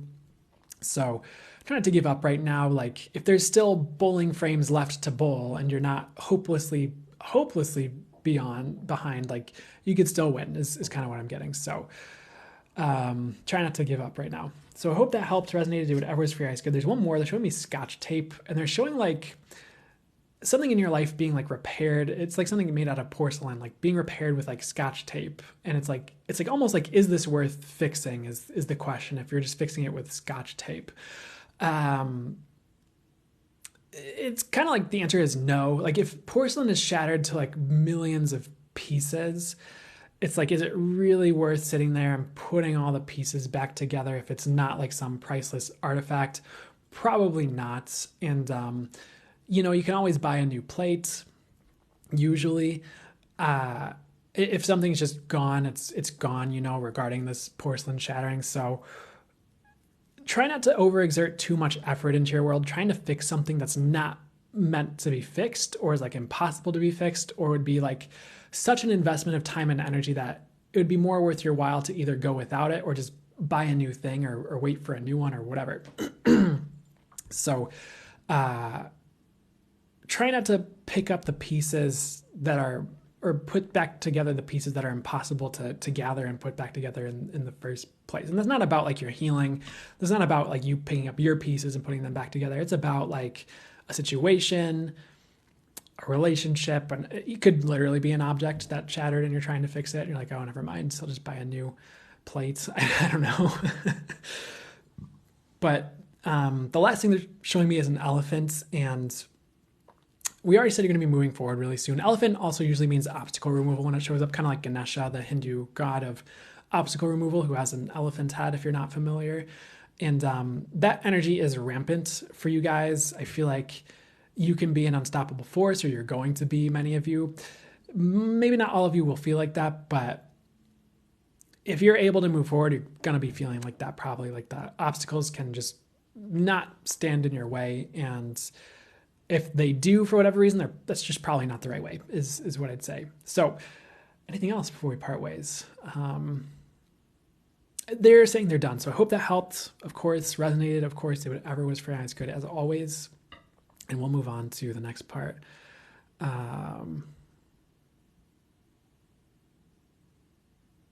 You're welcome, Leonie. I am glad it was spot on. Cool party goal, Lily. Good to see you, by the way. But I hear you. I know that can be tough for a lot of people. But hopefully that message helped, or was the right kick in the pants to be helpful in some way. They've definitely said everything I'm about overseeing my life currently. Ooh, glad to hear it. Crystal Kelly music. You're welcome, Dana. You're welcome, Kelly. You're welcome, Abundance. Oop. Abundance, joy, love, was it? Abundance, love, joy. You're welcome. I'm glad to hear it resonated strongly.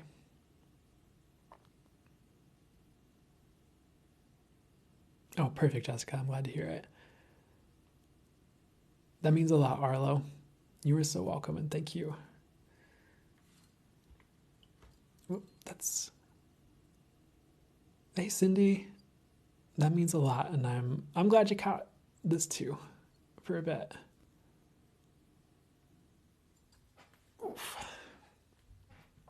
You're welcome, guys. You're so welcome, and super glad this has been good for y'all.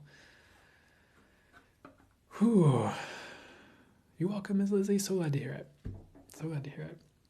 So we are going to do a full channel mode message in a second here. Thanks, Sarah C's.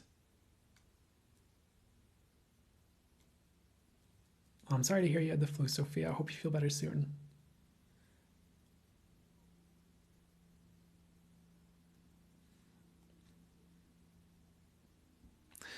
Yeah, I'm out of water right now. I actually need to go to the store and buy more, unless, yeah. So I'll see if I can help the voice a bit more. I know, hopefully it's still okay for you guys to listen to it, and it's not bothering you guys at all or too much that the voice is sounding a little dry. Because I can go check really quickly if we have water, but if we don't, I'm not a big fan of tap water personally. I avoid it, whether I need to or not, at all costs, pretty much. So, or if I go to a restaurant, it's just bless the water city, you know. Sound fine, cool. So hopefully, so I appreciate it, Divinely Protected, and the water reminders have been a staple of these lives since they began almost.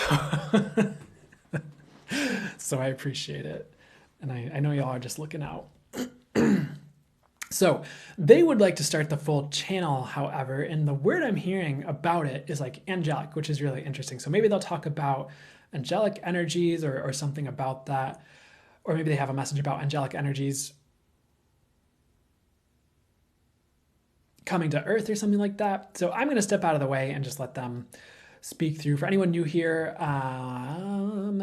it's pretty much just my spirit guides, the angel source speaking through me directly. They go by the name, the Angelic Collective of Zorbital, if you were wondering about that, but they don't really have names up there anyways, but it's just a name they gave me to have a name, I guess. And so pretty much I'm going to close my eyes, I'm going to cough for a second. Usually when I start to full channel mode, they cough and then they do a little laugh and then they start with the message. So, but they're telling me to give it 1 second here just to rest and maybe hang out, and then I'll let you know when I'm starting here. Yeah, this is for everybody pretty much who shows up for it and feels called to listen to it, feels drawn to it, whether it's live now or on YouTube once it's reposted there. So it's for everybody who hears it essentially, or it's meant to be. But thanks for asking for clarification there. I only channel for the earth signs. No, take it back. Cancelly clear. That's a joke. Channel for everyone I meant to channel for, I suppose. Okay, I'm going to start now because they would like to. Welcome to today's channeled message. And you are heading through a tunnel, metaphorically, in this time period, which might be why certain things feel a bit more constricted or railroaded for you in your journey, because there is a tunnel that is leading you to your brightest destiny possible for this time period. This is something that collectively your world has gone through before and is going through again. The reason we brought through the word angelic before this channel is the angels are shepherding a lot of this and a lot of the upgrading on Earth. And that energy, angelic energy, is becoming stronger to interact with, pray to, ask for assistance from on Earth. And it will continue to grow stronger. For humanity and angels are interlinked in a sense, one, because of the belief in angels, but two, because humanity is for higher harmonics, higher energies, and more angelic energies to permeate all things, which will bring more of a heaven on earth sort of feel to things in the future. Of course, you may be looking around at your current circumstances or the world, and you are thinking, well, where are these heaven on earth energies? Where is this at? Well, we did say in the future. However, there are pockets of this energy growing on earth as we speak and as time progresses. And it starts within each of you as well. And you nurturing, nourishing, and growing that energy within yourself. We realize it might sound a little bit cult-like in some instances, or it might sound a little bit culty to say certain buzzwords like heaven on earth or cultivating heaven on earth, but this is really your journey, your personal journey. And it does not have to involve us. It does not have to involve this group showing up today. It does not have to involve anyone in particular, so long as you are nurturing that in you. And how do you start? One, you can manifest it. You can ask for anything, so long as it is aligned of the true highest light for the highest good, aligned with your soul, that can show up. And you can nurture and co-create any energy with the divine to permeate the collective. That is a cheat code right now for your manifestation, is not to limit it. Ask for any energy, any event, see what shows up, regroup regarding what showed up, take that feedback, try again. Each time you get more aligned, you get better at manifesting. And as your ego gets out of the way, as you learn how the universe works for you, as you upgrade and get more in tune, you get more and more refined manifestations, energies, and things that show up for you. For you need less and less lessons, as you might call them, less and less teaching in that way, and you just become source. You already are source, but you become more aligned with that energy and bringing that through you, which means things can be more like heaven on earth. And it might not show up like that right away if there's release that must occur, if there's darkness that must be shed, healing that must be had in order for you to embody this fully. It is getting easier. The way the energies are held and being built around earth, ascension-like energies like this become easier to embody and train to and move up into. And it becomes easier to pioneer as Earth moves further into light. And if you are still like, bitch, where is this light that you are speaking to, that we are speaking to, it will come. But you have to shed first. That's the period you're in. Even if heaven on earth is manifesting, is being created, that light will come. And pardon that swear if that offends you. We just thought that would be funny for some of you. So how can you work with and train to invite in this angelic energy that's growing on earth? Well, part of the message is that it is just happening. But two, you are doing it right now. Sitting with someone who works with angels on the other side of the screen. And someone who's good with this.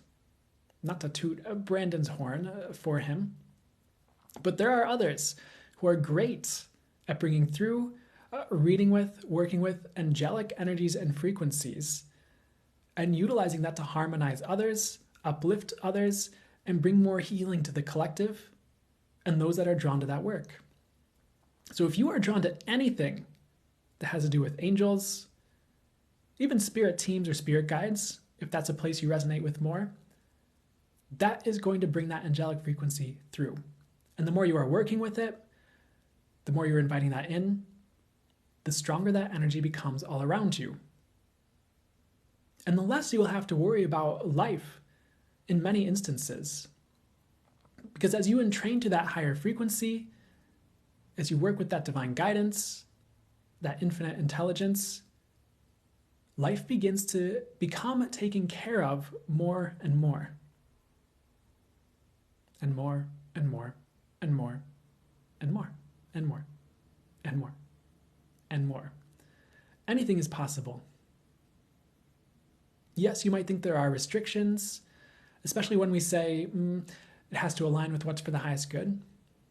But truly, you can create anything in alignment with that. And why would you desire to create something that is not in alignment with that when you know better? Your soul did not sign up to bring darkness to this collective. Heal it, yes. Work through it, maybe. But bring it? Grow it? No, not this crowd. Not you. Not Brandon. Not the teachers you are drawn to. Because darkness is what is meant to leave. You might not believe us, but that is what will happen. You just pay attention, you see what shows up. But if you would like life to be more and more taken care of, you can create that. If you would like life to be easier, you can create that. And we do have to be careful with that message because you are still in a time where challenge can be there. But it doesn't always have to be. If it is no longer serving, and you can create that. What if every being could just know? They come to Earth, knowing's already online. They already know what is for the highest good and what is not, what is aligned and what is not. They don't need those lessons as harshly.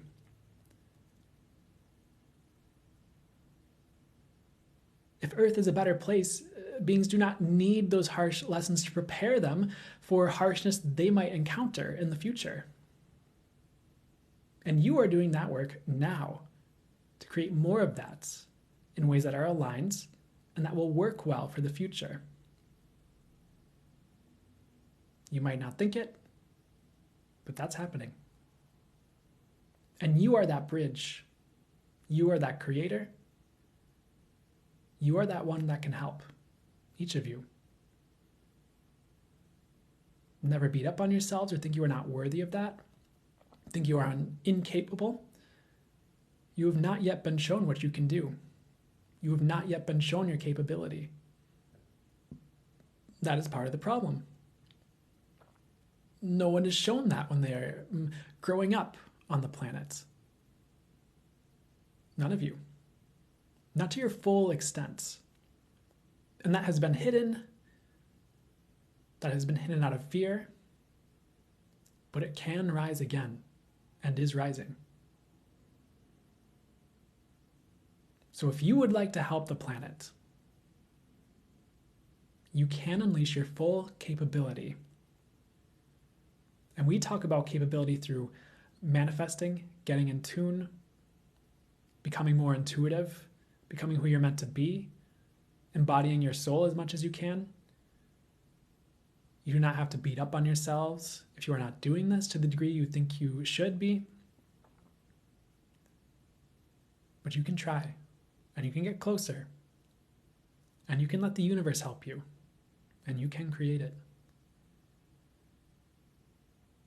If you unleash your full capability for creation,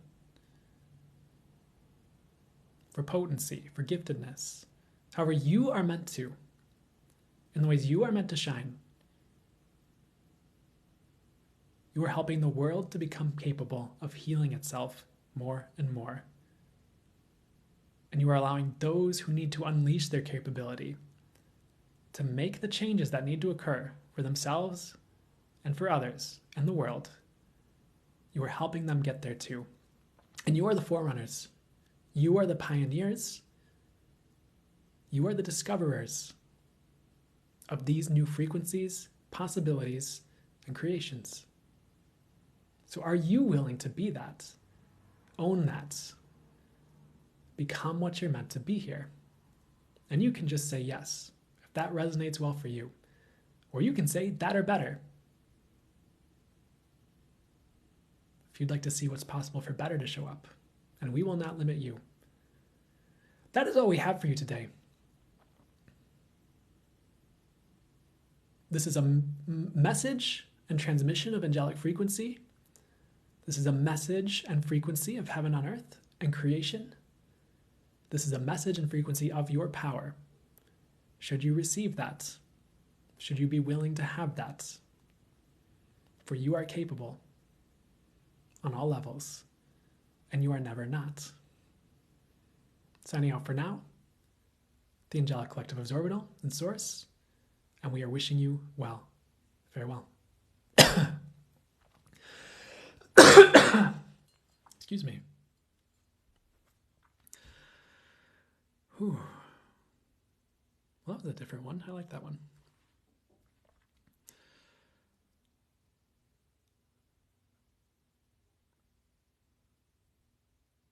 Oh, thank you, Dana.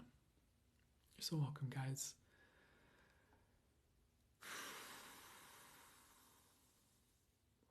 Thank you, guys.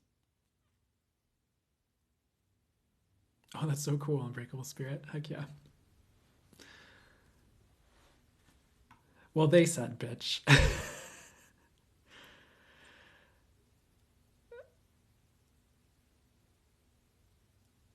Trust me, when I'm on a public forum and they start bringing that through, the internal me watching it happen or bringing it, however it works, is like, but that's what they said. So, perfect, Heather. I'm glad. Perfect, Allie. I'm so glad to hear it was in alignment with you.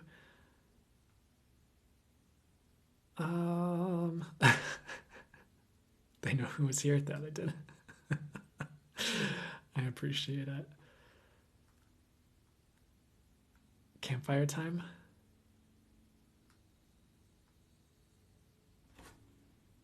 Yeah, I'm so glad, Dana. Oh my God, I want to have beers with Zorb and the boys. I mean, maybe that can be arranged, but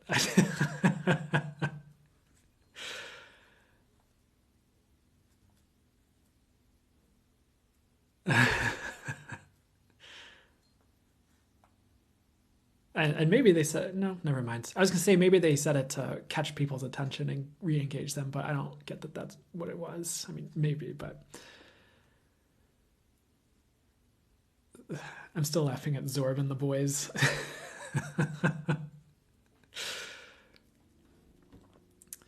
Oh my God.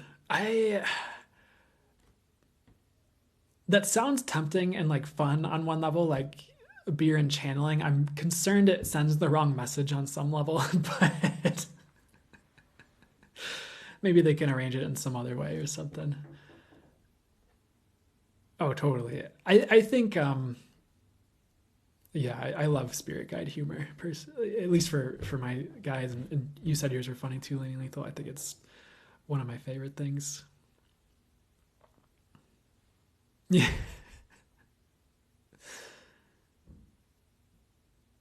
Totally divinely protected. Totally, Cindy. I think that's one of the best things. Well, I don't want to pigeonhole that being one of the best things, but that's one of the things I love about it. And maybe it's one of the best things about it is just sometimes how some of the messages are so personalized, like if it's a one-on-one reading or the way like the messages line up are synchronistic, or they want to have fun on, in a way that's for the highest good and aligned on someone's like humor level or things like that. I think I'm not saying this right, so I'm sorry guys, but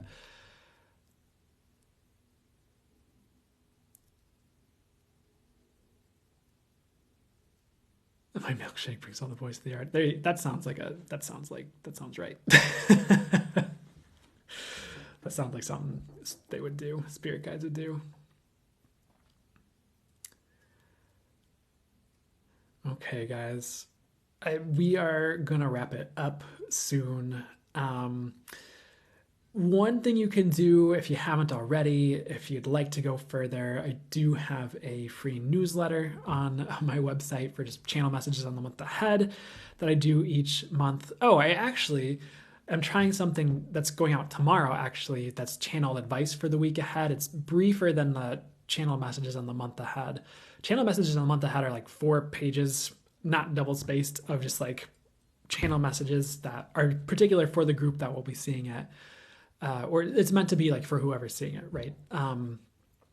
And I think the channel advice on the week ahead was a bit briefer than that. But if you want to sign up, I'm doing my best to send just that value out, I guess. I'm not saying this right, but hopefully that is helpful for you guys. And so I'm going to keep doing that. And I do have other things that if you want to go further with my work, like if you go to my website, you can see different MP3s and things I have for sale, just like channeled messages, like longer form channel messages, channel guided meditations, channel guided exercises, or I have a monthly membership that has a library of exclusive content for members, for the people who are going to sign up for that, or watch those pieces of content or something as well. So those are certain ways if you want to go further, you can. Otherwise, I will be here next week, of course, for the live.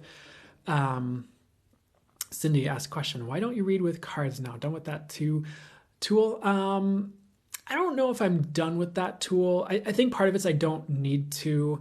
I always have the intention, like if there's a bit of a story that I was about to go through, I have to explain this, but I always have the intention that if we have maybe etheric tools that are physical tools help us connect with and work with, I always set the intention I can work with my tools, whether I have the physical correlating tool or not, such as like a deck of cards or something like that. I'll do it as I'm guided to, or I haven't done it for myself for a while either, or for myself, and maybe I'll do it in the future if I'm guided to. I think part of it is just to show that you don't have to. I personally also just love, not that you can't channel with card readings as well, because honestly, you pull a card, get the channel message on what it's about, like, it's how different is it really? But I love channeled contents. I love channeling and flowing with the messages. And I think maybe part of this is like a personal thing as well. I do feel like I was guided to, and like usually I'll be like, if I'm not supposed to have cards, they're like, no cards, we're just flowing with the messages. On a personal level, maybe a part of me back in the day was also like, all these people say I can read without cards, I'm going to choose not to. And I was just like, well, I'm actually going to just not to, like, which might have been less divinely guided and more just like, no, I'm going to do this. Or maybe it was both on some level. But I don't know. I've noticed less and less people reading without cards in general on here, at least on TikTok, but I could be wrong about that too.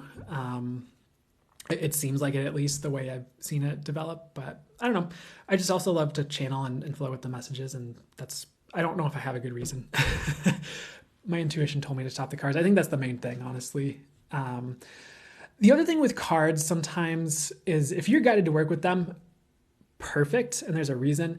I don't always like the guidebooks that come with cards, and I'll tell you why. I think some of them aren't coming from the place that I would like to, or I'm not trying to like denigrate people who make the card decks, because I'm sure there are some really amazing people who do that, but it's just not aligned with what I get intuitively about how things work, or it's just depending on the card, I don't always like where people are coming from in those like booklets, and then like, I don't know, sometimes I'm not 100% on those things, so I don't know, I think sometimes I don't always like certain things for that reason. Or another story I have that's perhaps off topic slightly is one time I bought like a deck of cards, and I was just like, oh cool, like it has to do with this topic, I'm gonna like set this here for like just to lean on for like divine protection or something. And I noticed like energetically like something was off when I did that, or just like wasn't as good, or it was like lowered in some way, and it was almost like I was leaning on a frequency that wasn't high enough for me, or not at the place I needed it to be. And it was almost better that I just leaned on like my own connection and my own intentions. And this is going to sound weird, but maybe like me being the protection, if that's a sentence I've heard from a reader I've listened to that I like. It's just like it wasn't high enough for what I was trying to get it to do for me. So I think I've also backed off of tools that I don't feel like are going to help me or just bring side effects I don't like. Not that all card decks do that, by the way. And I think there's ways to work with them where that's not affecting you and you can just work with the cards and it's fine. Same with the booklets too, but I feel like I'm in dangerous territory with what I'm saying and I'm not explaining it well, but hopefully that makes sense on some level.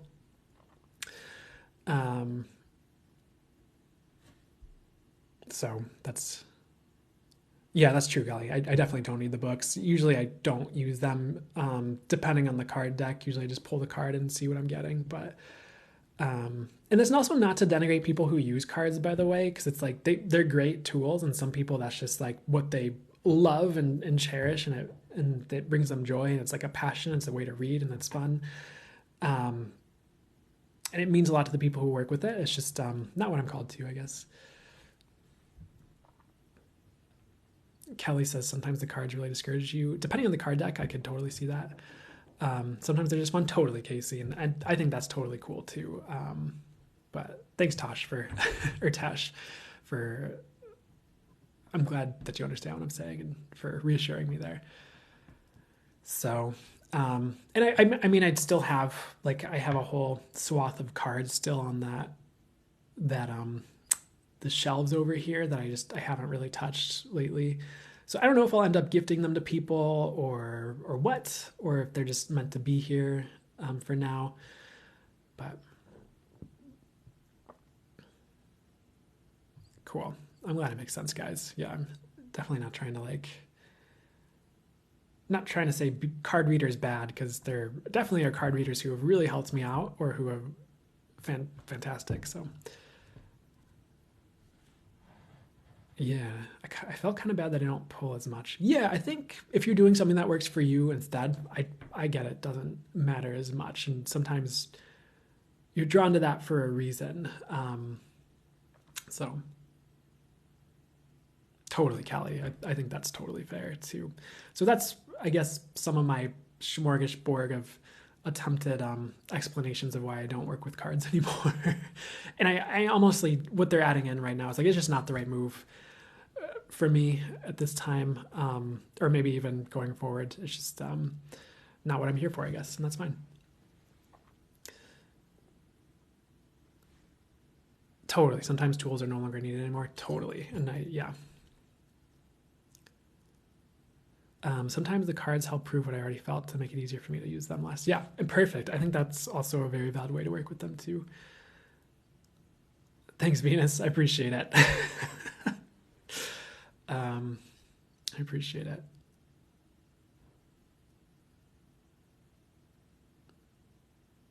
Do you know where you were in your most recent past life? I get flashes when you ask that question.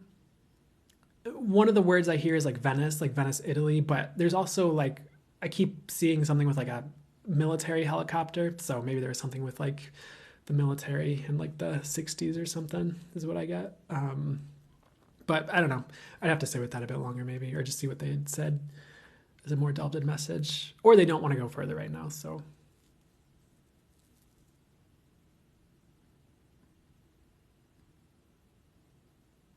yeah, I mean, I guess it's a possibility for you, Dana, that going full channel mode, it might take practice or a certain set of experiences, but it's possible for you. This is a very interesting question. Hey, Justina, good to see you. Yeah, we're wrapping it up, but we're kind of done with the readings and stuff. We're just hanging out for a second. Are past lives actually not past, but rather simultaneous and interdimensional? It's complex because it's like, yes, they are past. At the same time, everything is kind of all now, and I've got the knowing of that. They've showed me like an image with the knowing of how that works, and it made sense when I got the knowing of it, but I know it sounds like maybe a bit of gobbledygook if you're like, what does that even mean? Like if you, because the reason they showed it to me, well, they don't want that story, but so the answer for you is like yes and no, I guess, in a weird way. because it's like they are kind of all at the same time, but they're also all kind of not. Because they're saying like, yeah, they are in the past, but they're also saying like, what is the past? And there's a lot of different theories I've heard about time and all that, and it gets very, very interesting and sometimes convoluted depending on how many opinions you listen to or theories and all that. But if they want to bring through a more like just blatant message for you on it now,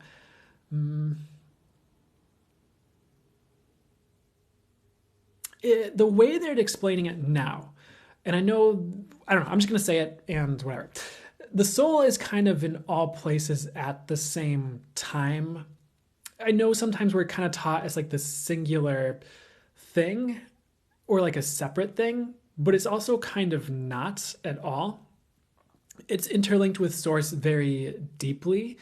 So your soul can be in like multiple places at once, maybe outside of time. And I know we want things to fit into neat little boxes that make sense to our human minds based on the stories we're told, whether it's through religion, Christianity, or something, but it just doesn't, is kind of what I'm getting. And I feel like you can get the knowing of this, you can, and like understand it. I don't feel like it's like impossible to understand or get the knowing of. I don't think we're limited to that or regarding that at all, as long as it's for the highest good for us to know. But it doesn't fit in a neat little box as much as perhaps you would like it to, or some people would like it to. Might be the best way to, not that you want it to, but might be is what they're saying. And that's sometimes why the answer seems convoluted when you delve into it. So the answer is yes and no to your question. Sorry about that.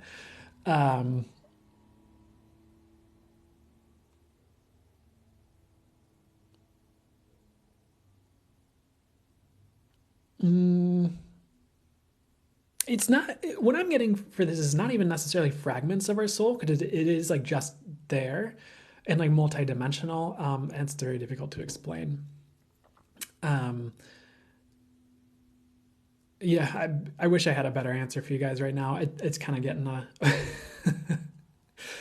but maybe I do have a better answer for you guys right now, or more in depth. One of the things they're saying right now is like your soul really symbolizes and is in tandem with your connection to source.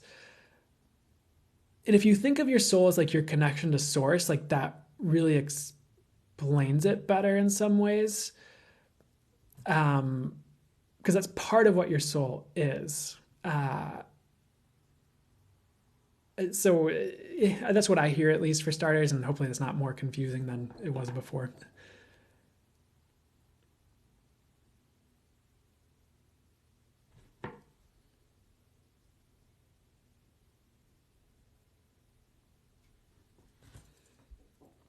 Yeah, what I keep hearing is like it's difficult to explain because humans want it to be very linear, but it's not. And it's possible to know, but it's difficult to explain. So maybe in human terms, but hopefully that's a step in the right direction for you guys, or helpful to hear, or interesting to hear at the very least, and not in any way confusing or detrimental, of course. I'm getting it's not detrimental, so that's good. That was helpful. Good. I'm super glad to hear it. I actually haven't seen Interstellar, so but okay,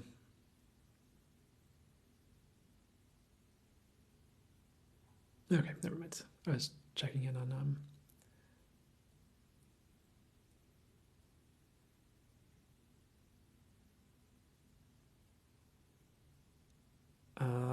well, we'll see what I get. You said because we are source, is the oversoul source too?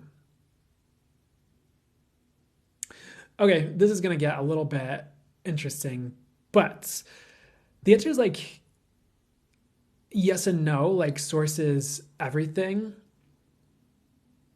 Should I say this? Not every way you've heard it broken down is totally accurate. At the risk of being maybe confusing some people more, or calling some people out, maybe even. Like the question is like, those are good places of understanding or maybe starting places, but are they the total overall truth? And they can be ways to work with things in the etheric and maybe frameworks even to get certain things done. But is that actually it, is the question. Because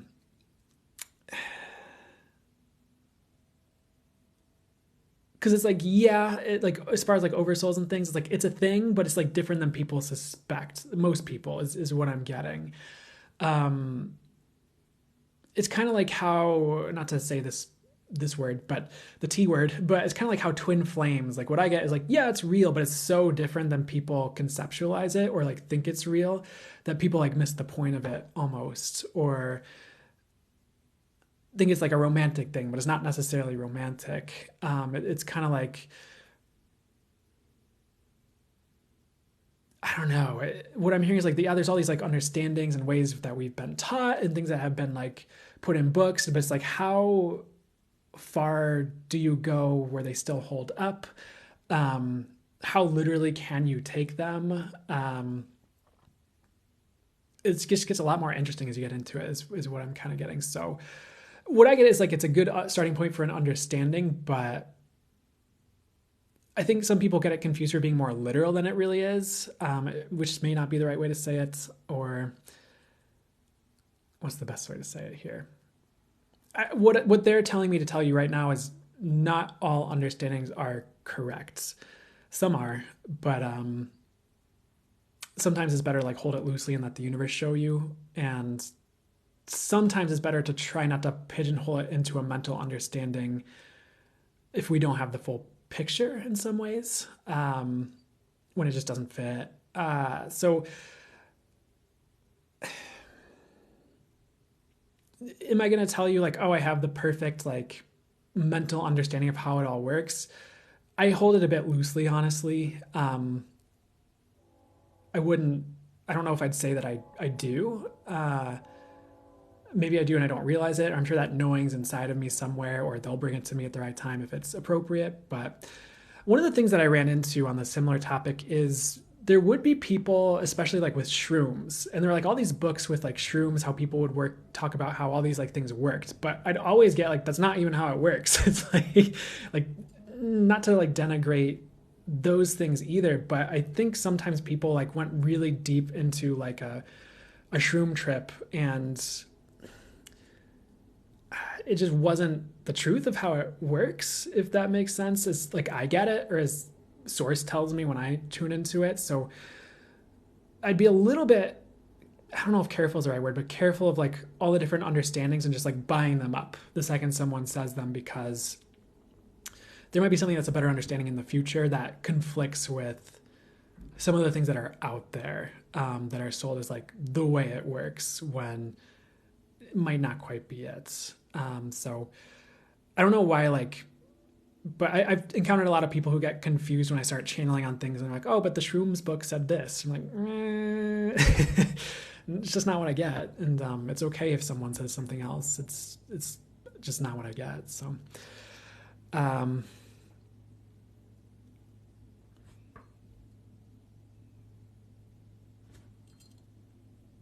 it would be like us explaining a bubble to a stick figure man. Something like that. How would they define what a twin flame is?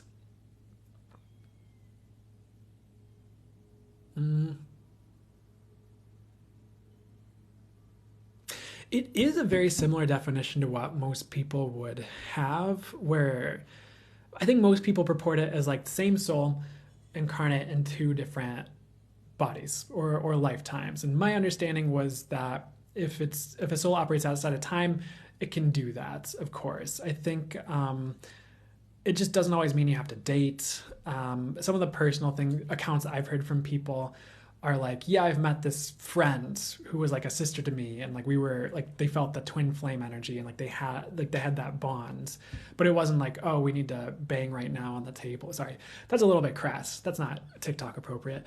But you know what I'm saying. And other, sometimes it's like family members is my understanding. So it's not always like, oh, this person I'm destined to marry and be with for the rest of my life. There are people I've done readings for where like there'd be times where I'd get a little bit like distant on the twin flame thing, where I'd be like, oh, maybe it's not real. And then I'd do a reading and someone would be like, oh, I was with my twin flame. And I'd be like, and I think that maybe I'd said something on the live before, but before they booked that reading, where like I'd said something where I'm not sure I believe in it. And like when she said that, my guides were like, yes. As in like, it's like they were like sternly saying like, yes, she was, like to me. So I didn't say anything weird, essentially. So it's like, I do get it's a thing. It's just like, as far as like how it's different than people purport it, or what they would say it is if we're gonna use the oversoul kind of analogy, and I'm not as familiar with that explanation. It's either same soul, two different bodies, or two souls, like to use maybe a bad example, but maybe not. Like two souls close on an oversoul that are like very like conjoined or intertwined, incarnate in two different lifetimes, where it's like kind of the same soul, but not really, but it has that energy. Because I do feel like that energy can potentially also be present in relationships that are not quite twin flame, but you're supposed to have a twin flame experience. So that maybe that is going to make it more confusion, where like you get the energy of it, but it's not like totally that. So now I'm getting down a rabbit hole with twin flames. So I don't know if that helps or like explains it better, but if you think of like one soul, two different bodies, or two souls very close together, two different bodies, similar energies, or very intertwined, which might not make sense, but I don't know. It's hard to make sense of this stuff sometimes when I'm explaining it.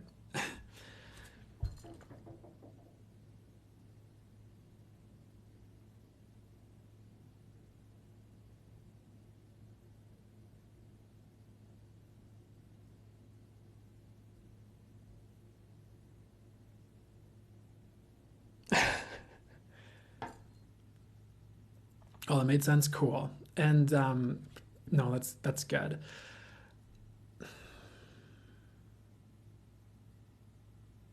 I think one of the reasons when I check in on like why do they say it's not like people think it is some people take a very literal definition of like souls and like try to make this black and white thing of like the way I'm hearing is things about their pay grade maybe for some people. They try to like stick it to definitions in like human terms. It just like doesn't always work that way or like fits in the neat human box, I guess. So that's kind of why they say it is it's a little bit broader than some humans say it is, or maybe it's not even meant to be experienced by everybody. So that's not a bad thing, by the way. So I don't know.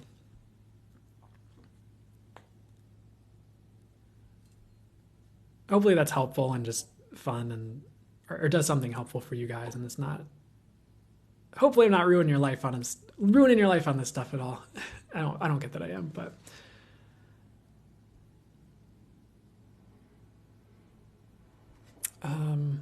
Moni says, "Can you share your take on sleep paralysis?" They want me to answer this, so I'll see what comes up here. Weirdly enough, what's coming up is like sometimes that's like a sign that something needs to change in your world, like even like drastically, or like you're like in the wrong spot. I don't feel like there's anything like bad or detrimental about it. I've personally had a couple sleep paralysis experiences that were very strange both times, and like the things I saw in like the dream were like just super weird. The things like around it were like super weird and like just odd. It's not quite as crazy as people make it sound, but if they want to bring through some other information to explain it, I'd love that. But we'll see what they are willing to say today on it.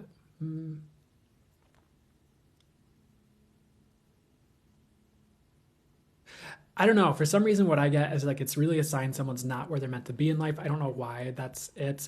I sometimes wonder if it has to do. This is personal talking, not channeled, but I sometimes wonder if it has to do with like psychic or our personal connections in life too. Because my sleep paralysis experiences were always connected to like certain women in my life. Honestly, like one was like it was like seemed like it was more connected to my mom, or this all kind of actually happened, I think, while I was dating one particular person in my life. And I had like a couple sleep paralysis experiences that seemed more connected to like the girlfriend at the time. But it's like once they kind of seemed to stop once we broke up, if I'm being honest. So I sometimes wonder if it has to do with like psychic connections with like other people, or just things we need to let go of, maybe even. Or like if people maybe are holding on to us too tightly. I don't know about that one. That might be not quite right. But as far as like people holding on to us too tightly, but I don't know. I don't have a good answer for you today, I guess, besides all that.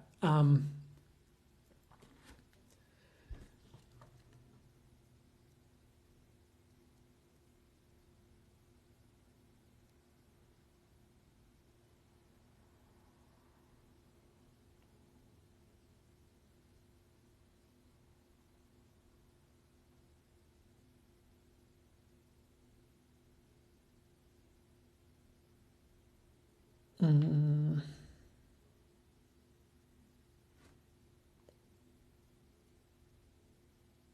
Oh, interesting, Moni. Yeah.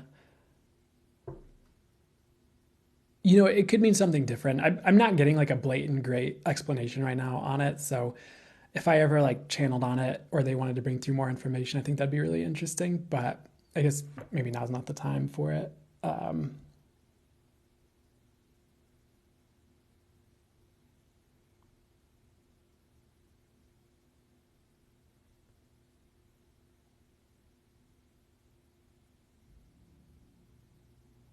yeah, you're welcome, Moni.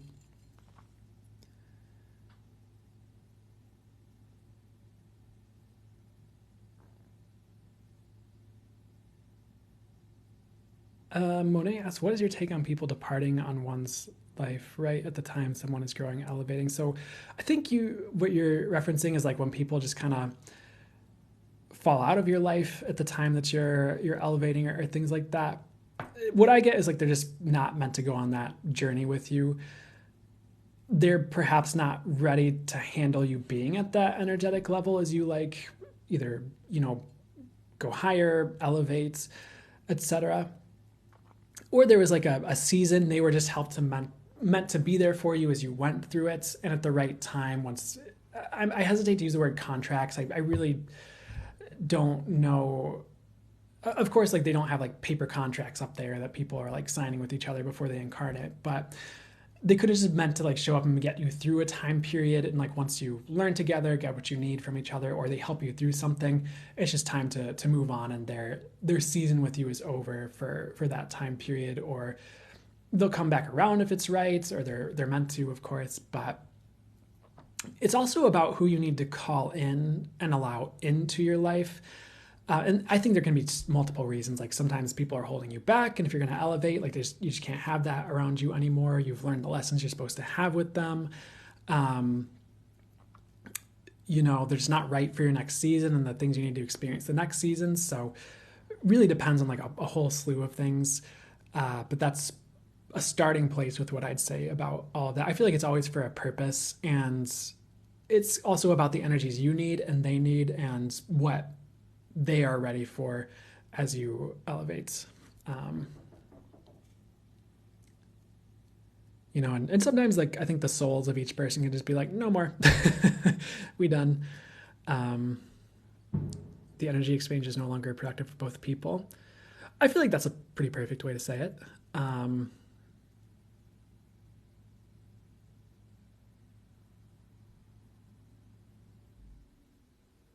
Yeah, you're welcome, Monet. I hope that helps.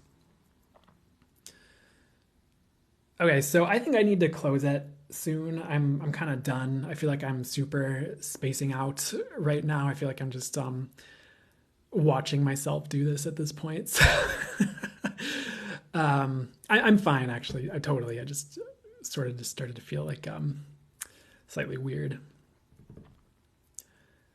Yeah, for sure. But I hope this has all been helpful, at least the readings and the channeling helpful, resonant, do whatever's for the highest good. Hope this last bit here has been fun or positively informative, or led you in the right directions in some things, or at least maybe some type of breadcrumb that led you in the right directions for you. It's never my intention to like throw people off. or it's never my intention to make things worse for people with like any of these understandings or things. I think they're fun to delve into. And if they ever feel called or would like to do something more comprehensive, maybe it could do that in the future on some of these topics. Oh, it's not a bad thing, Bree. Thanks for saying that. I think it's more just I've been doing this for, almost 4 hours with the channeling and all this. So, but you guys are welcome. And so it was awesome hanging out with you guys. It was awesome getting to do this. Awesome getting to channel for you and intuit things. It's always an honor and a privilege. It's something I really appreciate getting to do. So thank you for being here. And I love you guys. And I will see you next week and hopefully before next week and other content as well. Should you feel called to it and should it be right for you, of course, and perhaps both of us. So, all right, guys. Of course, if you're here late, guys, I'm sorry. I will be reposting it on YouTube if you wanted to catch any of the readings or channeling or anything like that. So you can always follow me there or just check it out and watch what you want and then bail and never follow me again. But whatever works best, I guess. Whatever's for the highest good. See you guys in the future though. Okay, I'm gonna hit out.